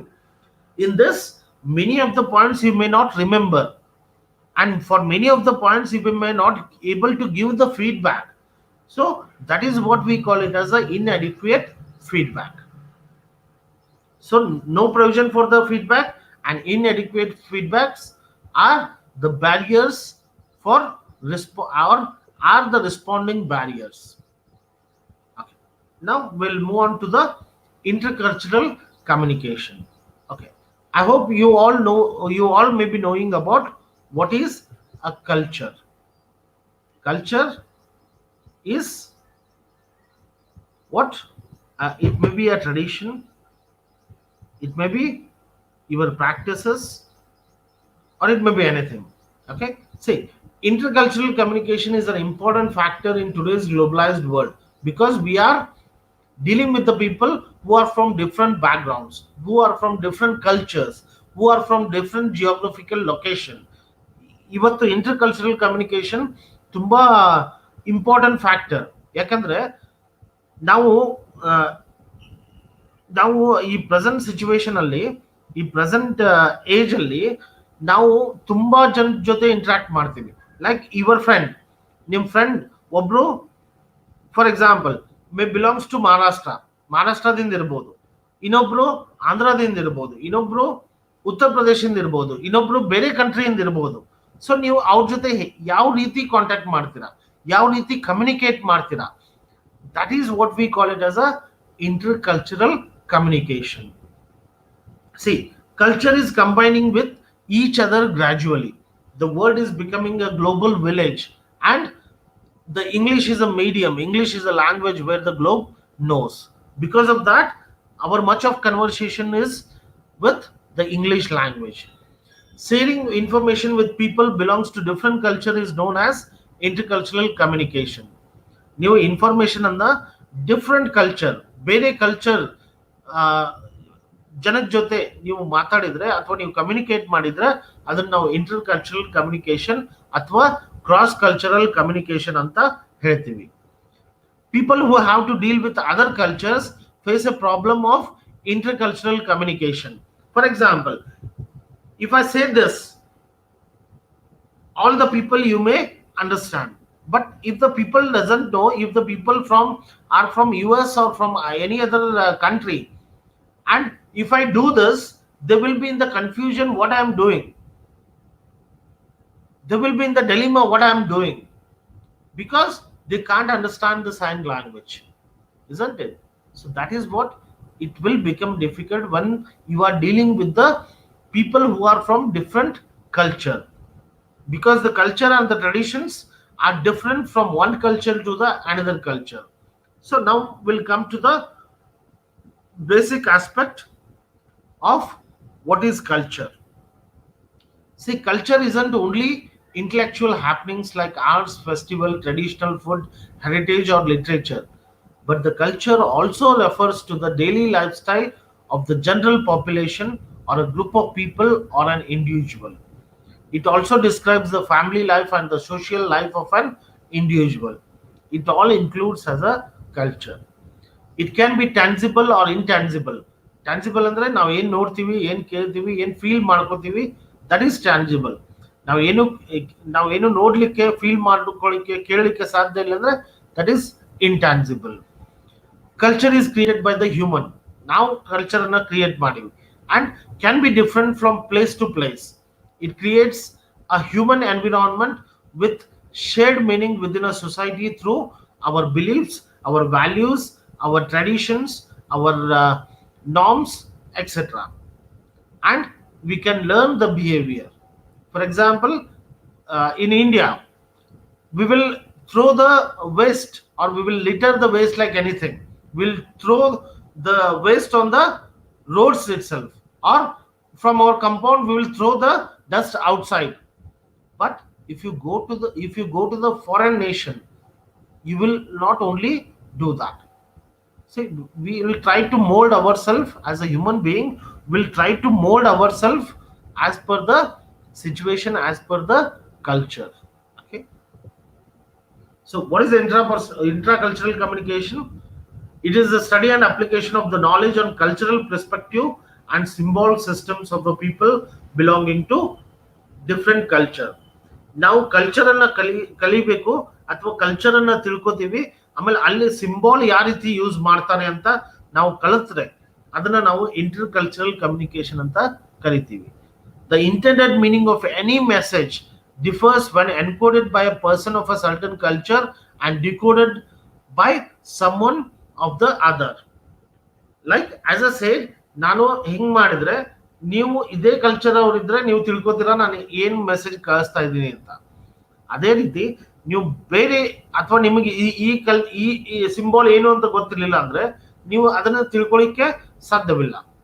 Okay, while applying intercultural communication, it refers to making people aware and able to adopt other cultures when they communicate with them, and thus having a meaningful communication. Okay, that how do we manage intercultural communication? Now intercultural communication anna hege manage ಮಾಡಬೇಕು ಅಂತ. Be culturally sensitive and aware. For example, okay, if you are a lady, okay, if you are a lady and if you want to travel to Japan, okay, and if you want to attend a business meeting in Japan,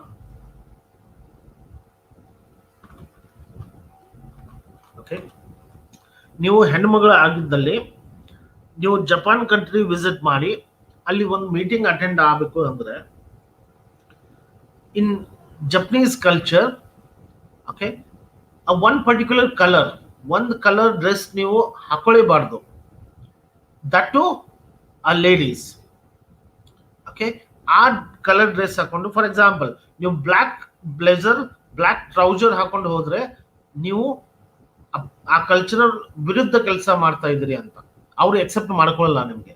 so you have to be culturally sensitive and aware with whom you are trying to communicate.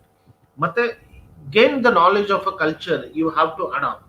Nano, for example, if I go to the China now, what I need to do, I need to be aware and I need to sensitive about the Chinese culture. I need to have some basic knowledge about the China. Think of what the other person will interrupt before saying. Okay, in the, for example, in the Western countries, if you are speaking or you can't interrupt the speaker in between, you have to listen completely, and at the end you can have or you can say something. So that is what, be aware of non-verbal clues you are giving. Listen, encode and decode carefully. Use pictures if you don't know the words to describe it. Show the picture, use the picture, use the visual as much as possible so that it is a easier way for communication. Try to avoid the slang and the local language unless and until you are able to perfect in that. If you are not able to sure or if you are not confident about a local language, don't try to speak in that particular language. ನಿಮಗೆ language ಗೊತ್ತಿದ್ರೆ ಮಾತ್ರ ಮಾತಾಡಿ, ಅಥವಾ ಗೊತ್ತಿಲ್ಲ ನಿಮ್ಗೆ confusion ಇತ್ತು ಅಂದ್ರೆ ನೀವು ಆ ಲ್ಯಾಂಗ್ವೇಜ್ ಅಲ್ಲಿ ಆದಷ್ಟು ಅವಾಯ್ಡ್ ಮಾಡಿ ಮಾತಾಡಲಿಕ್ಕೆ. Get a feedback, B absorbent, observe ಮಾಡ್ತಾ ಇರಿ ಏನಿದೆ ಆ ಕಲ್ಚರಲ್ಲಿ, ಹೇಗೆ ಮಾತಾಡ್ತಾರೆ ಜನ, ಹೇಗೆ ಬಿಹೇವ್ ಮಾಡ್ತಾರೆ, ಅವ್ರ ನಾನ್ ವರ್ಬಲ್ ಸಿಗ್ನಲ್ ಏನಿದೆ. B open minded and tolerant, B resourceful, don't be ethnocentric. Okay, these are certain things you need to take care for managing the intercultural communication. Okay, next one is group communication. Group communication is nothing but when if you have a communication with more than 5 or more than 10, 5 to 10 people, then that is what we call it as a group communication. There are different types of a group, like example, a family group, a friends group, a relative group, a acquaintance group, a work group. Any kind of a communication among these groups can be termed as a group communication. And in a business, it can be a small group, it can be a team communication, it can be a departmental meetings.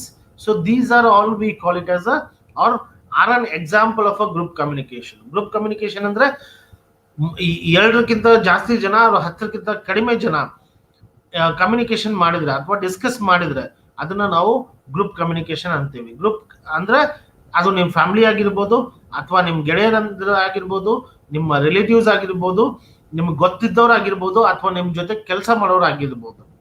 So ನೀವು ಇವ್ರ ಜೊತೆ communication ಮಾಡಿದ್ರೆ ನಾವು ಅದನ್ನ group communication ಅಂತ ಕರಿತೀವಿ.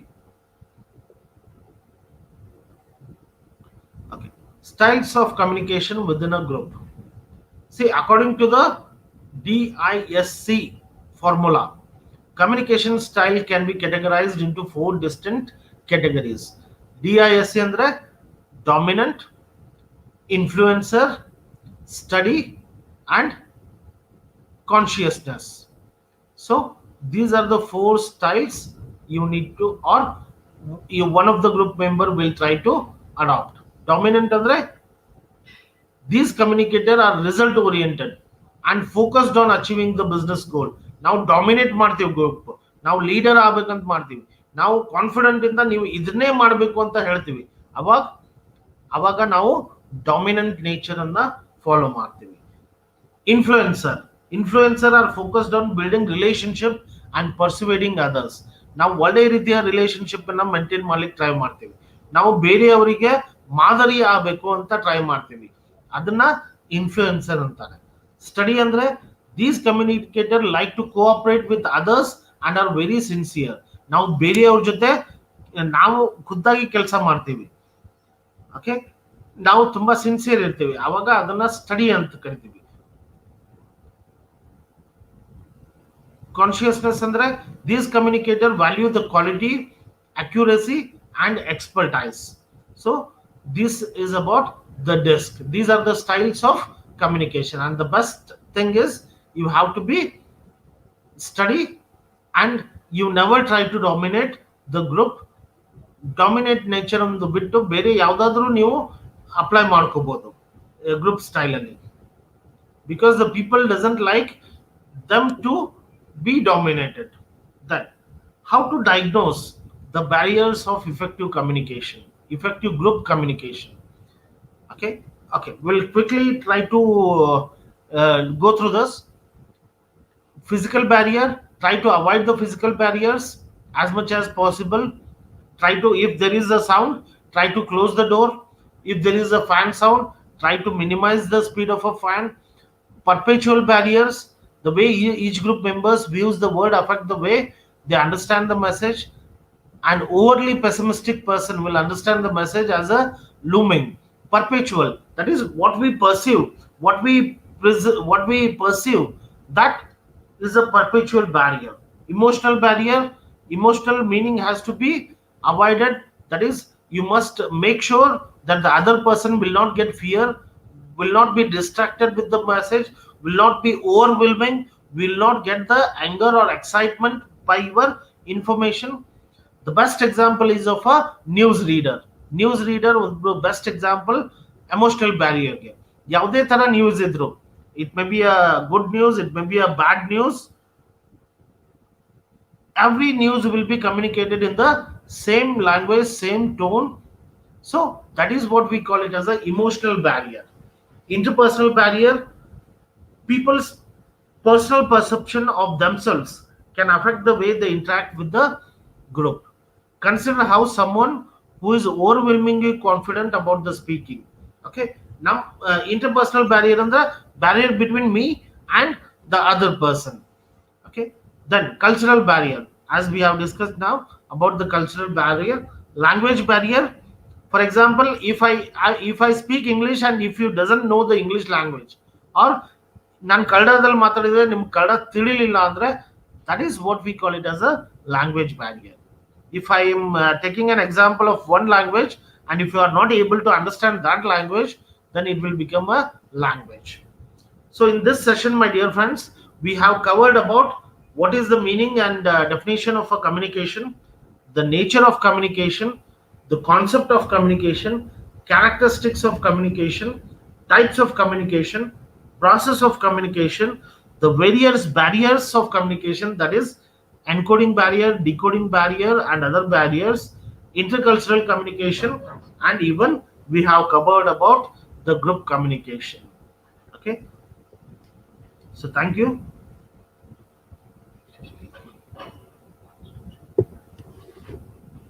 Okay, so we'll try to start up with our next session, that is about the effective classroom communication.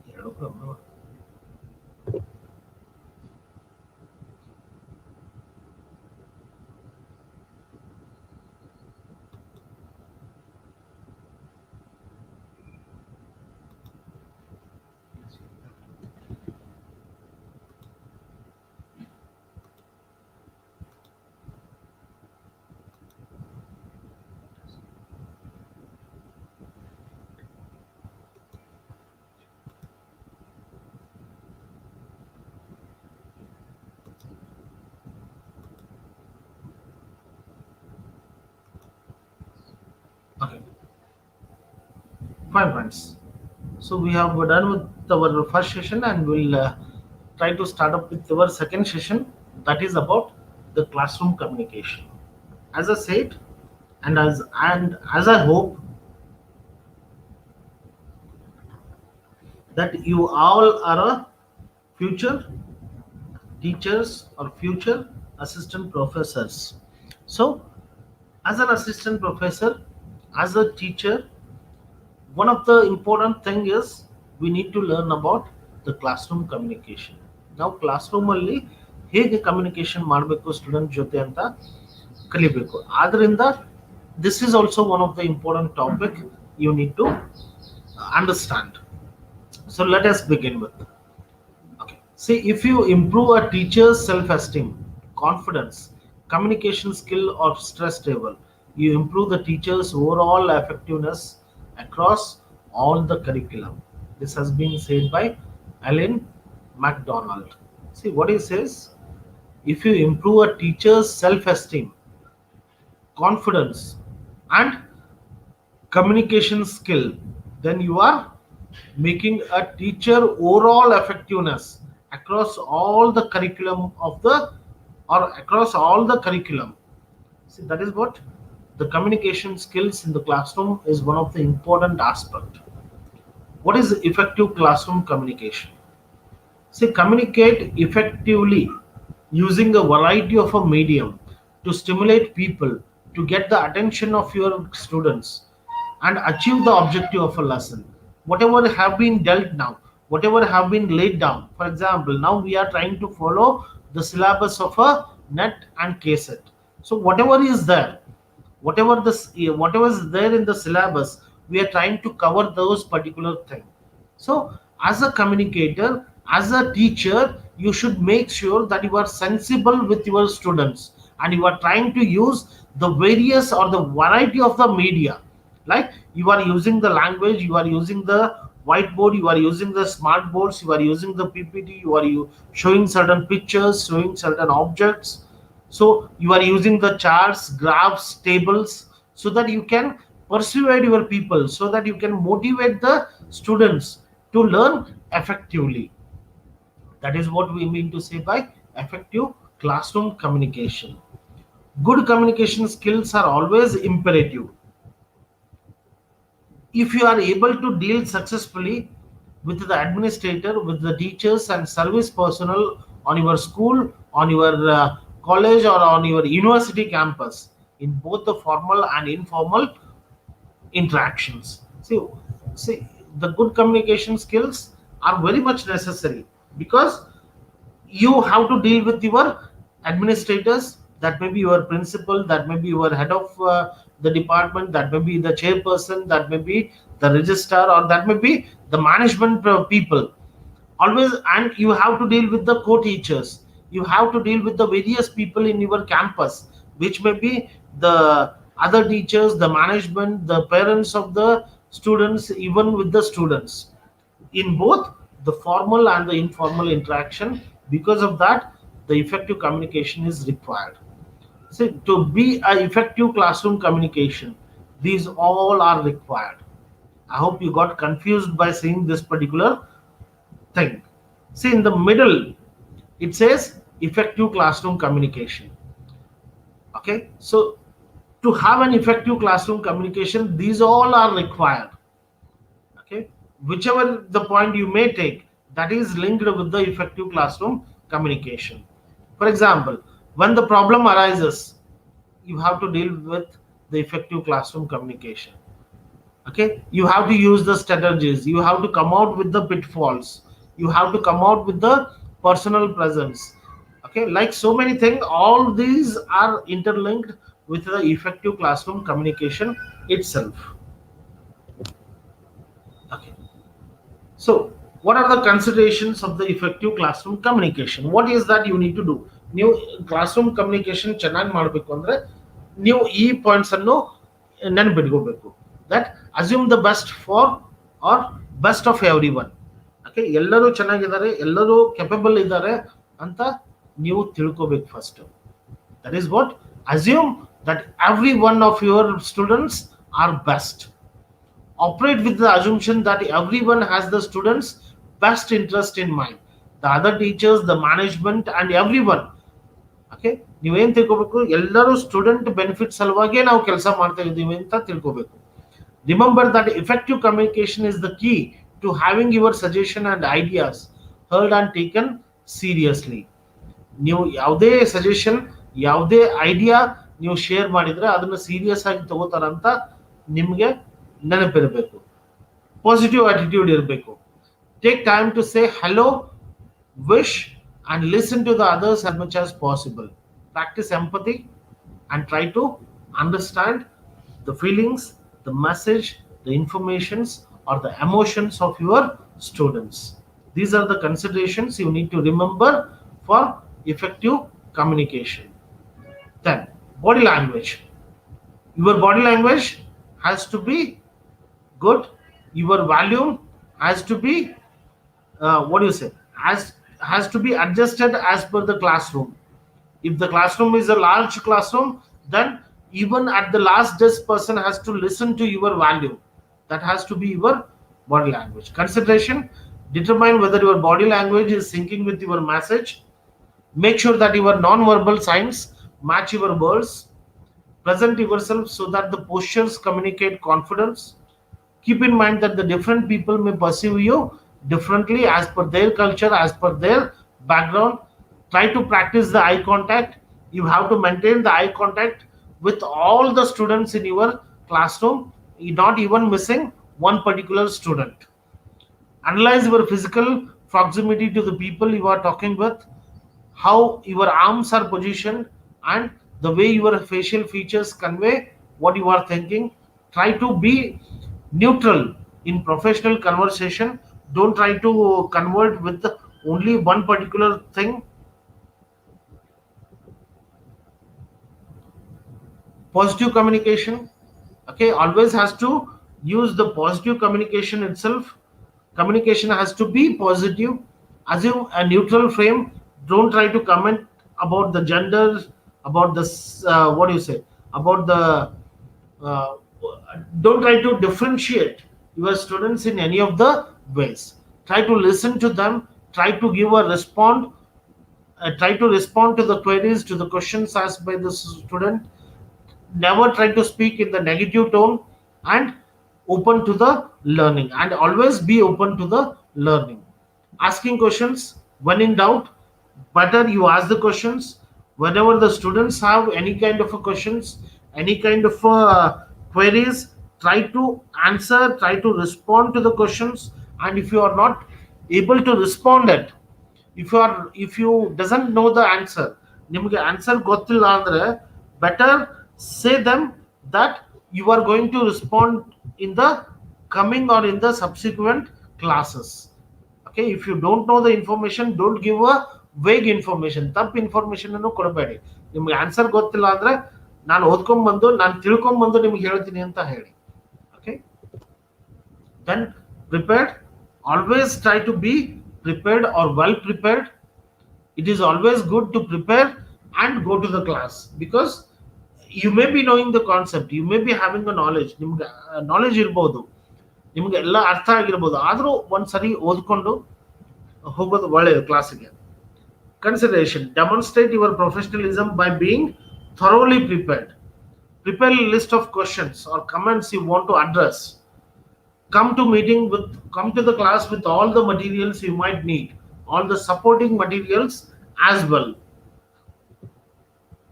Okay, begin on time. It is one of the important element, because what the students see, they will learn that. If you are on time, then even they will be on time. Okay, effective classroom communication. See, these are the 4 elements we need to remember. The language skill we must have, the body language we must have, the teaching skills we must have, and the interaction skills we must have. Okay, see, the primary skills in the language skills are receptive, that is receiving. We must listen and we must read. We must have the listening ability, we must have the listening skill, and we must have a reading skill as a teacher. Productive, we must have a speaking skill, we must have a writing skill. Sub skills, these are the primary skills of a teacher. We should able to listen, we should able to read, we should able to speak, and we should able to write. ನಮಗೆ ಮಾತಾಡ್ಲಿಕ್ಕೆ, ನಮಗೆ ಕೇಳಲಿಕ್ಕೆ ಬರಬೇಕು, ನಮಗೆ ಓದ್ಲಿಕ್ಕೆ ಬರಬೇಕು, ನಮಗೆ ಮಾತಾಡ್ಲಿಕ್ಕೆ ಬರಬೇಕು, ನಮಗೆ ಬರೀಲಿಕ್ಕೆ ಬರಬೇಕು. These are the primary skills required for any teacher. Why I am using the effective English language? Because ಜಗತ್ತಿಗೆ ಗೊತ್ತಿರುವಂತ ಒಂದೇ ಒಂದು ಲ್ಯಾಂಗ್ವೇಜ್ ಅಂದ್ರೆ ಅದು ಇಂಗ್ಲಿಷ್ ಮಾತ್ರ. ಸೊ ನೀವು ಟೀಚರ್ ಆಗಬೇಕು ಅಂದ್ರೆ ನೀವು ಯಾವುದೇ ಲ್ಯಾಂಗ್ವೇಜ್ ಯೂಸ್ ಮಾಡ್ತೀರಿ. Even you may be studying a Hindi literature or a Kannada literature, you should learn the English language now, because English is the only language which the globe knows. Okay, that is why I have used the word effective English language skills. And apart from these primary skills, you should have a sub skills, like you should know the grammar very well, you should have a vocabulary, you should pronounce the words very well, non-verbal clues you must use. Okay, that know your troubleshoots. How do we know? Okay, and try to analyze yourself. ನೀವೇ ಈ questions ಅನ್ನ ಕೇಳಿ. Do I speak or write good English? How good is my grammar? How rich is my vocabulary? How fluent use my language? Is my pronunciation accurate? Do I use interesting varieties? If yes, well. ಈ ಕ್ವಶನ್ಸ್ಗೆ ನಿಮ್ಮ answer S ಇದ್ರೆ ತುಂಬಾ ಒಳ್ಳೆಯದು, no ಇದ್ರೆ ನೀವು ಅದನ್ನ improve ಮಾಡ್ಕೋಬೇಕು. Effective body language, your posture, head up and alert. If you do like this, then it shows you are not interested. Okay, leaning forward, it shows the students are interested. Leaning backward is they're neutral. Gestures, okay, try to keeping the arms uncrossed. If I do like this, it shows I'm not interested. If I do like this, it shows I am interested. Facial expression, you must give a smile to your students, and the warm smile has to be given to them. Eye contact, maintain an eye contact with each and every student, from the right to left, left to right, from front to back, back to front, and it has to be just a eye contact, and they should never feel you are staring to them. So the eye contact has to be maintained, for example, not more than a second. Okay, for everyone has to be covered. Active movement, move around in the class, don't stick on to one particular podium, or don't sit down on a chair and try to take a class. Move around in the class, maintain a uh, make a physical distance, not very far, not very close. Now, for example, arm length distance has to be maintained with the student, and not more than, okay, not too very far. So physical distance has to be made. Volume of a voice, your volume has to be pleasant, it should be audible to even the last bench students. Tone of the voice, be confident, assuring tone, modulate voice, try to avoid a very high pitch in your class. There are 4 ways on, and only 4 ways in which we can have the contact with the world. That is what we do, how we look, what we say, and how we say it. These are the only 4 ways wherein we will have a contact with the world, and try to master in these 4 ways. What we do, what I do, what I look like, what I say, and how do I say it. On these basis, you are going to judge me, judge my personality. Okay. What are the troubleshoots? The troubleshoots for this is, do I have a trouble maintaining the eye contact with all my students? Do I cross or wing my hands, arms, or legs? Do I smile too much or too little? Do I drop or stoop or slosh? Is my tone voice timid, rude, or it is not audible at all? Do I move about energetically, or do I move or make a physical movement which is effective? These are the troubleshoots you need to answer. Okay. Then effective teaching skills. For effective teaching skills, the first and foremost thing is, try to know your students. Try to understand who are your students, what are their backgrounds, to what level they have a knowledge about your subject. Check students' listening skill, whether they are able to listen you. So even when you start speaking as the last bench students, whether they are able to listen, draw and hold the attention of your class or your student, and make sure that your class will not be of 2 hours or more than 2 hours. It would be efficient if your class is for 45 minutes to 1 hour, because that is the kind of attention you can hold.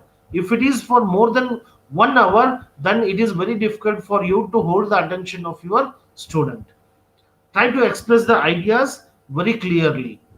Prepare the plan and present the plan very well. Use the verbal, visible, and vocal tools to support your teaching. So these are the steps you need to take care for the effective teaching skills. Okay, what are the visual aids? Relevance of the visual aids has to be relevant to your lesson. It has to be easy to use. Reusability should be there. Legibility should be there. Clarity should be there, and it should not distract the student. That kind of a visual aids you can use. Okay, for example, I have said PowerPoint presentation, the films, the objects, the people photos or the pictures, the maps, the charts, graphs, tables. You can use any of these, or you can use the combination of these, so that your students can grasp or understand the message very clearly. Effective interactive teaching skills. For interactive classes, see, I have given you a picture of an interactive class wherein not only a teacher but all the students are interacting with one or the other. So that sort of a physical setting has to be there, wherein the class has to be are interactive classes, not a one-way classes like what is happening now with us. I'm speaking and you are listening. We doesn't have an interaction. We doesn't have a discussion at all. Pair work. Try to pair your work with the others. Try to give certain kind of assignments to the student. Try to make them speak in the classes. Try to make them ask the questions in the classes. Motivate your students to speak. Either it may be a questions, whether it may be a genuine questions or it may be a vague question. Your students has to speak in the classes. It does not, it must not be a one way communication in the classroom wherein the teacher will speak and the student will listen. It has to be an other way wherein the students should speak and the teacher should listen. Whenever the correction is required, the teacher has to facilitate and make a correction. That is what the interactive classes or the effective interactive teaching skills are. What are the troubleshoots? The troubleshoots here are, do I involve all the students in my class or the majority of the students in my class? Do I employ collaborative learning tools wherein each and every student in my class can learn from my lecture or from my interaction? Do I organize the activities and the games? My dear friends, you as a teacher, you have to constantly involve the people, involve your students. And if you want them to involve, you have to come out with the activities and you have to come out with the games, which the students must learn something. Do I give short, simple, and precise instructions to my student? Remember, the instructions always has to be clear, simple, short, and precise. Do I ask question and do I elicit? Do I respond? Do I answer to all the questions? And do I motivate my people, my students, to ask the questions in the class? Do I accept the individual differences? As a teacher, every student is equal to you. So you need to understand, do I accept all the individual differences in the class? If yes, well and good. If no, try to work on that particular question. Okay. Questions and responses. These are the troubleshoots of questions and responses. Do I ask variety of the questions to my student? See, as a teacher, you should always try to ask a question to your students. By asking the questions, you are trying to make sure or you are trying to understand the level of your students, the understandings of your student. So try to ask as much as questions to your students. Do I let the students to think and formulate? Do I show the interest in their answers? Do I involve all the students or the other students in the classroom? Do I appreciate the good answers? If yes, well and good. If not, try to learn this. Try to appreciate the good answers and try to appreciate all the answers. Try to accept all the answers in the classroom, whether it is good or bad. If it is good, well and good. If it is bad, try to make the corrections by accepting the answer. And do I follow up the questions? Do I try to respond? Do I try to answer the questions raised by my particular students or my students? Okay, as I said, if you are not able to answer at that moment, take your own time, try to go through and give the correct answers to the students. Don't try to give the vague answers or the vague thing to the students. Okay, fine. So when you start your class, okay, when you start your class, how it should be? What should be included in the first 5 minutes? And what should be in the conclusion? See, when you start the class, the first 5 minutes has to be, or in the first part of a class, it has to be what you have thought in the previous class. Okay, so you should try to build a link. So you should cover or you should brief what has happened in the previous class. Then what you are going to discuss today. That is what your first 5 minutes has to be. Then you cover all the other things in the class. And in the conclusion, you try to conclude with briefing what we have discussed in the today's class. whatever has been discussed, try to summarize that and say this is what we are discussed in our class, and at the end try to conclude your class by telling them what is that we are going to discuss in our next class, so that your students can prepare and come to your next class. Okay. Instruction always depends upon the communication. Whose communication? The teacher's communication, students' communication with you and the other classmates, and the class climate which you are going to build. Okay, kinds of a classroom communication. It can be a presentations or the lecture. It can be a group work assigned to the students. It can be an interpersonal communication that you will communicate with one particular thing, and it can be an intercultural communication. Okay, tips for effective presentation: know your audience, know your students very well, express the ideas very clearly and explicitly. Don't try to ever think that you assume or implicit. Try to always express your ideas to the students. Check audience's listening skills, whether they are able to listen to your voice or not. Gain and keep attention of all your students. Try to be well organized and prepared about the classes. Use the visual aids as much as possible, as we have discussed earlier. Remember, the messages are verbal. Remember, your messages are the combination of a verbal, visual, and the vocal tools. For visual aids, you have to use the visual aids.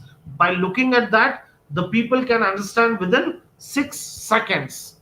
Okay, if they are not able to understand within a 6 seconds, then the message will not be delivered, or the message will not be appropriate, or the visual aid will not be appropriate. Anchor listeners to the key concept. Do not put audience in the reading mode. Never ask your audience to read all the paragraphs, all the sentences. Enhance the aid, your visual and vocal messages, and these points have been given by Hamilton. Benefits of the visual aid: it will improve the memory, it will help to speed the comprehensions, decrease the presentation time, adds to the speaker credibility, decreases the nervousness of the speaker, and it adds the interest. If you show the visual, if you show the picture, if you show a chart, if you show a graph, then it is easier for the students to remember that, recollect that, and it will even help them to build the interest in the class.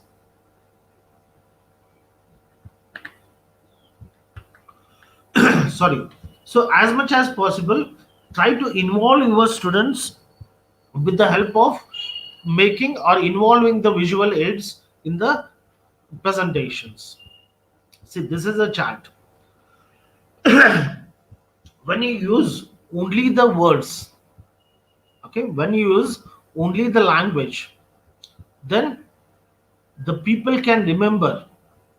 Okay, 70% of the people can remember after 3 hours, and only 10% of the people can remember after 3 days, whatever you have discussed, whatever you have spoken.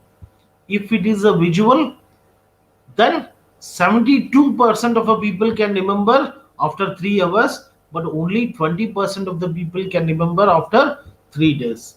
But if you use the combination of a verbal and visual, then you see the facts. 85% of the people can remember after 3 hours, and around 65% of the people can even remember the same thing after 3 days. So as a teacher, you should always has to use the combination of a verbal and visual, so that the students can have a larger benefit. Okay, group communication. Speak clearly, encourage others to speak. Don't try to build a monopoly. Listen well. Paraphrase. What is the paraphrasing? Paraphrasing is nothing but you get an answer and you try to put it in your own words. That is what we call it as a paraphrasing. Stick to the topic or the task. Don't try to deviate. Don't try to distract with the topic. Remember, human skills, human relations are very important. So try to maintain it in the group communication. Interpersonal communication, try to listen and give attention to the other people, paraphrase and summarize so that the other person get to know that you have understood in the same sense. Define the terms which the other person, if you think they have not understood, try to define it. Build the rapport and trust with the other person. Show empathy and show the respect to the other person. Remember, messages are verbal, visual and vocal. Class climates, as we call it as a GIB categories, because the GIB is a person who has categorized these kind of a climates. The class will be defensive if you follow the left hand side. The class will be supportive if you follow the right hand side. See, the class will be defensive if you make an evaluation, if you try to control, if you try to use the strategy, if you try to neutralize that, if you try to make a superiority and certainty, it will be defensive. The class will be supportive, or the class climate will be supportive if you use the description method, if you try to use the problem orientation method, if you give a spontaneity, if you give the empathy, equality and provisionalism to all the students, then you will be having a supportive classroom. And this is what, my friends, we need to take care about. We need to build up a supportive classroom. Then intercultural principles, this we have already discussed about in our intercultural communication, so we'll not focus much on this. Okay. Self reflection activity, okay, it is one of the important thing wherein we need to make a reflection of our own. How self-aware do we feel about ourselves? In terms of psychology, self-awareness is often defined as ability to engage in some kind of a reflective awareness. Like, I will take the own time and reflect my own thing. Today I have done a class. How was the class? Where are the loopholes? Where are the problems I have encountered?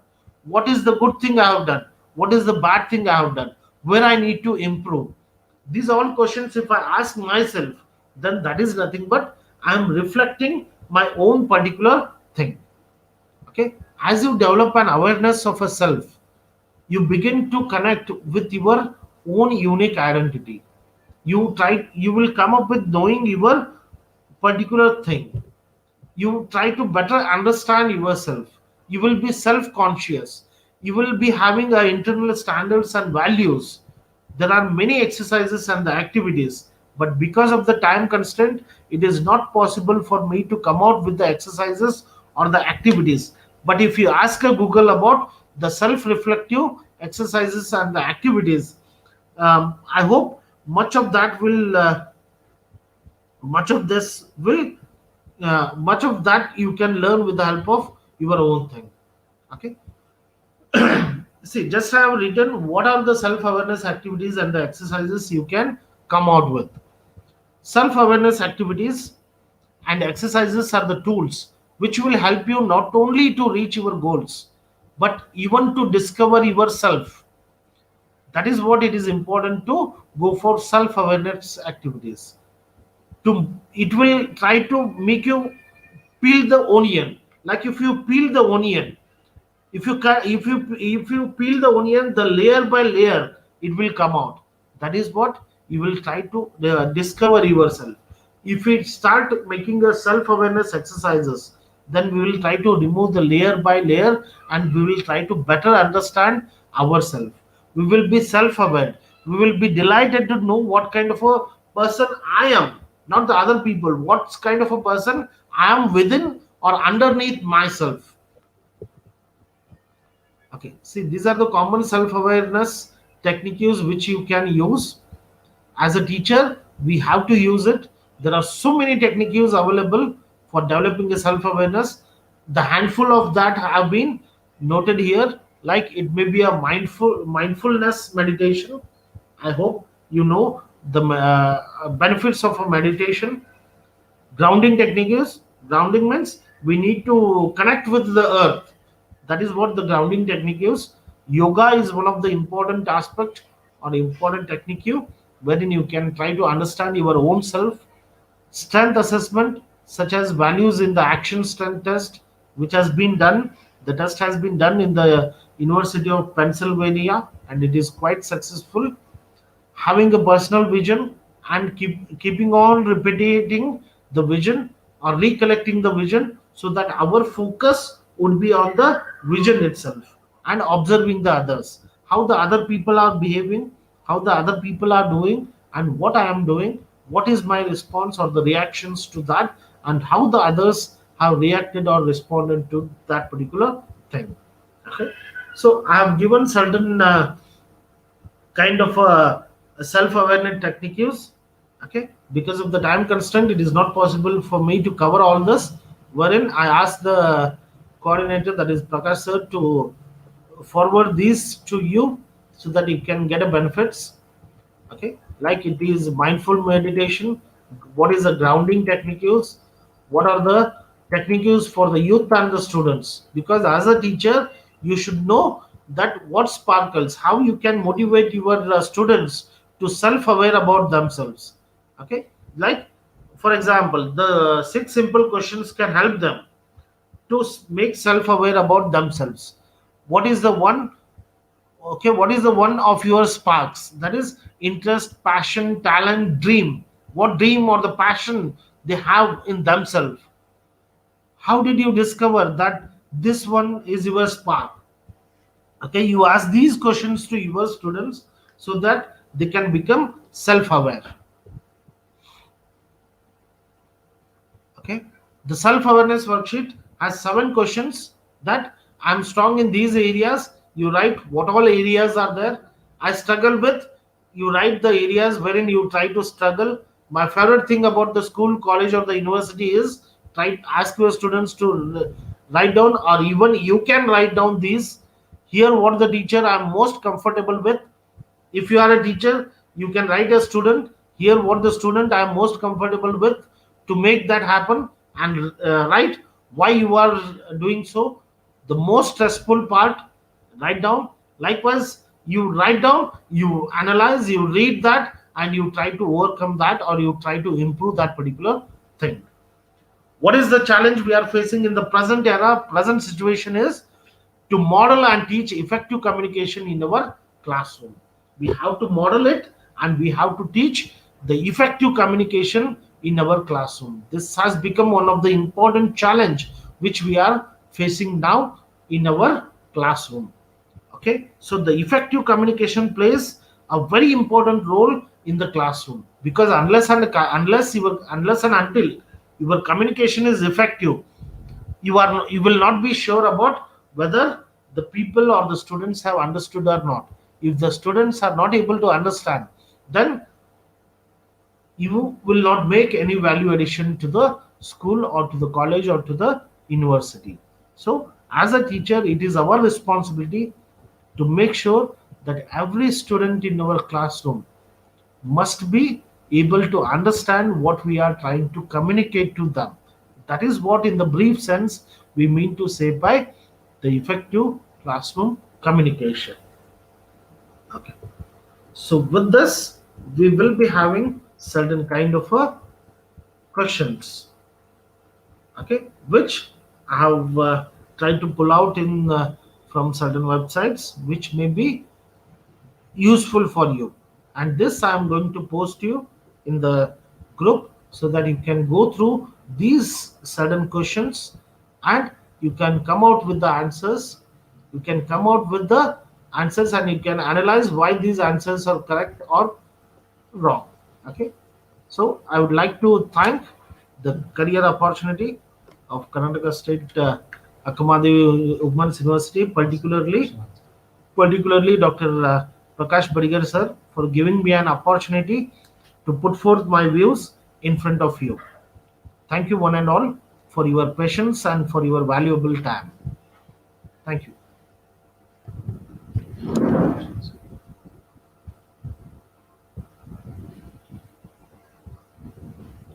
Stop sharing my note.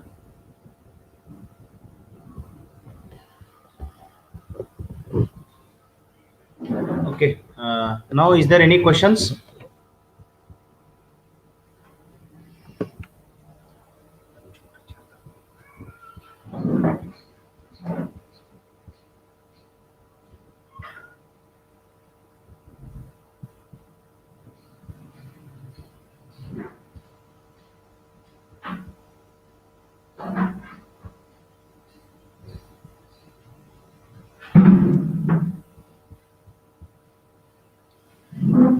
S we are going to share a PPT share ಮಾಡ್ತೀವಿ, ಏನು ತೊಂದರೆ ಏನಿಲ್ಲ.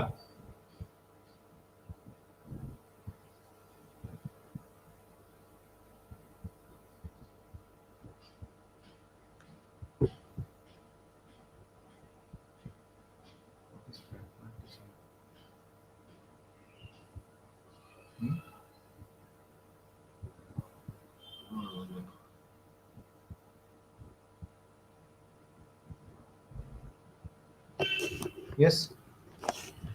Okay. So there was a question from Mr. Pujari saying, what is a pragmatism? See, pragmatism is a method wherein we'll try to evaluate about whether it is successful or whether it is a failure. So by the means of pragmatism, we'll try to think whether it is successful. If it is successful, we'll try to implement that. If it is unsuccessful, we'll try to learn out of that why it is not successful. So we say it as a pragmatism. Yes. ಮತ್ತೆ ಯಾರಿಗಾದ್ರೂ ಪ್ರಶ್ನೆಗಳಿದ್ರೆ ಕೇಳಬಹುದು. ಯಾ don't worry, ನಾವು ಎಲ್ಲ question ಪೇಪರ್ಗಳನ್ನ ಒಂದ್ ದಿವಸ solve ಮಾಡುವುದನ್ನ ಇಟ್ಕೊಂಡಿದೀವಿ. ಏನು 2 chapter ಆಗ್ತಾ ಬಂತು, 3 ಚಾಪ್ಟರ್ ಮುಗಿತಾ ಬಂತು. 3 ಚಾಪ್ಟರ್ದನ್ನ ಪ್ರಶ್ನೆ ಪತ್ರಿಕೆಗಳನ್ನ ಮತ್ತೊಂದ್ಸಾರಿ ಬಿಡಿಸ್ತೀವಿ ನಾವು. Don't worry.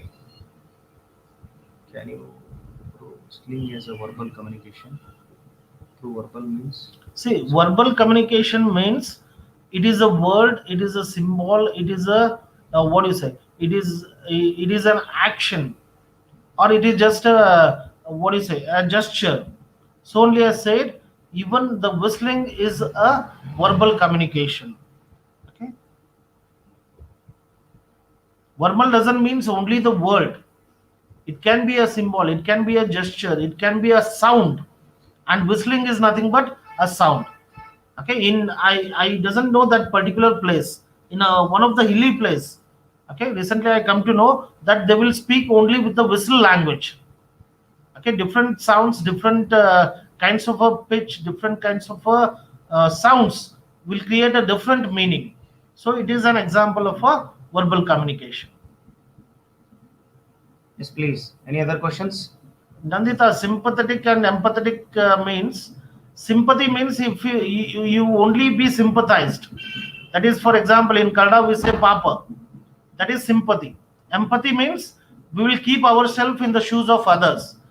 Okay, if you are sad, I will try to understand why you are sad, which makes you sad. Okay, that is empathy. So always be empathetic and never be sympathetic. So that is the difference.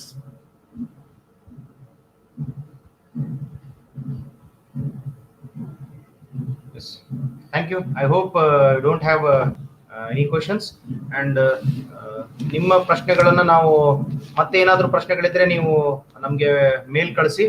ಜೊತೆಗೆ ನಮ್ಮ ವಿಶ್ವವಿದ್ಯಾಲಯದ ಅಕ್ಕ TV ಚಾನಲ್ಗೆ ತಾವೆಲ್ಲ subscribe ಆಗಬೇಕು. ನಿಮ್ಗೆಲ್ಲ notifications ಬಂದ್ಬಿಡುತ್ತೆ ಕ್ಲಾಸಿಂದು. ಅದ್ರ ಜೊತೆಗೆ ಮತ್ತೇನಾದರೂ ಪ್ರಶ್ನೆಗಳಿತ್ತು ಅಂತಂದ್ರೆ ನೀವು ಕೇಳಬಹುದು. ಪ್ರಶ್ನೆಗಳಿಲ್ಲ ಅಂದ್ರೆ ನಾವು ಸೆಷನ್ ಅನ್ನ ಕ್ಲೋಸ್ ಮಾಡೋಣ. ಇಲ್ಲಿವರೆಗೂ ಬಹಳ ಸುದೀರ್ಘವಾಗಿ 2 ಗಂಟೆಗಳ ಕಾಲ ಬಹಳ ಅತ್ಯುತ್ತಮ ರೀತಿಯಲ್ಲಿ ಪ್ರೆಸೆಂಟೇಷನ್ ಮಾಡಿರುವಂತ ಸ್ನೇಹಿತರಾಗಿರುವಂತ ಡಾಕ್ಟರ್ ಚಂದ್ರಶೇಖರ್ ಮಠಪತಿ ಸರ್ಗೆ ಕೋಚಿಂಗ್ ಅಕಾಡೆಮಿಯ ಪರವಾಗಿ, ನಿಮ್ಮೆಲ್ಲರ ಪರವಾಗಿ ಮತ್ತು ವೈಯಕ್ತಿಕವಾಗಿ ಧನ್ಯವಾದಗಳನ್ನು ಈ ಸಂದರ್ಭದಲ್ಲಿ ನಾನು ಸಲ್ಲಿಸ್ತೇನೆ. Sir, thank you very much. ಹಾಗೇನೆ ಎಲ್ಲ ಪಾರ್ಟಿಸಿಪೆಂಟ್ಸ್ ತುಂಬಾ ತಾಳ್ಮೆಯಿಂದ ಕುತ್ಕೊಂಡಿದ್ದೀರಿ. ನಿಮ್ಗೂ ಕೂಡ ಧನ್ಯವಾದಗಳನ್ನು ಈ ಸಂದರ್ಭದಲ್ಲಿ ಹೇಳ್ತೇನೆ. ಹಾಗೆ ಇನ್ಮೇಲಿಂದ ಚಾಟ್ ಬಾಕ್ಸ್ ಅನ್ನ ಯೂಸ್ ಮಾಡೋದು ಕಡಿಮೆ ಮಾಡಿ ಸೆಷನ್ ಇರುವಾಗ. ಕೊನೆಗೆ ನಾವು ಅದಕ್ಕೆ ಅವಕಾಶ ಕೊಟ್ಬಿಡೋಣ. Okay, thank you one and all.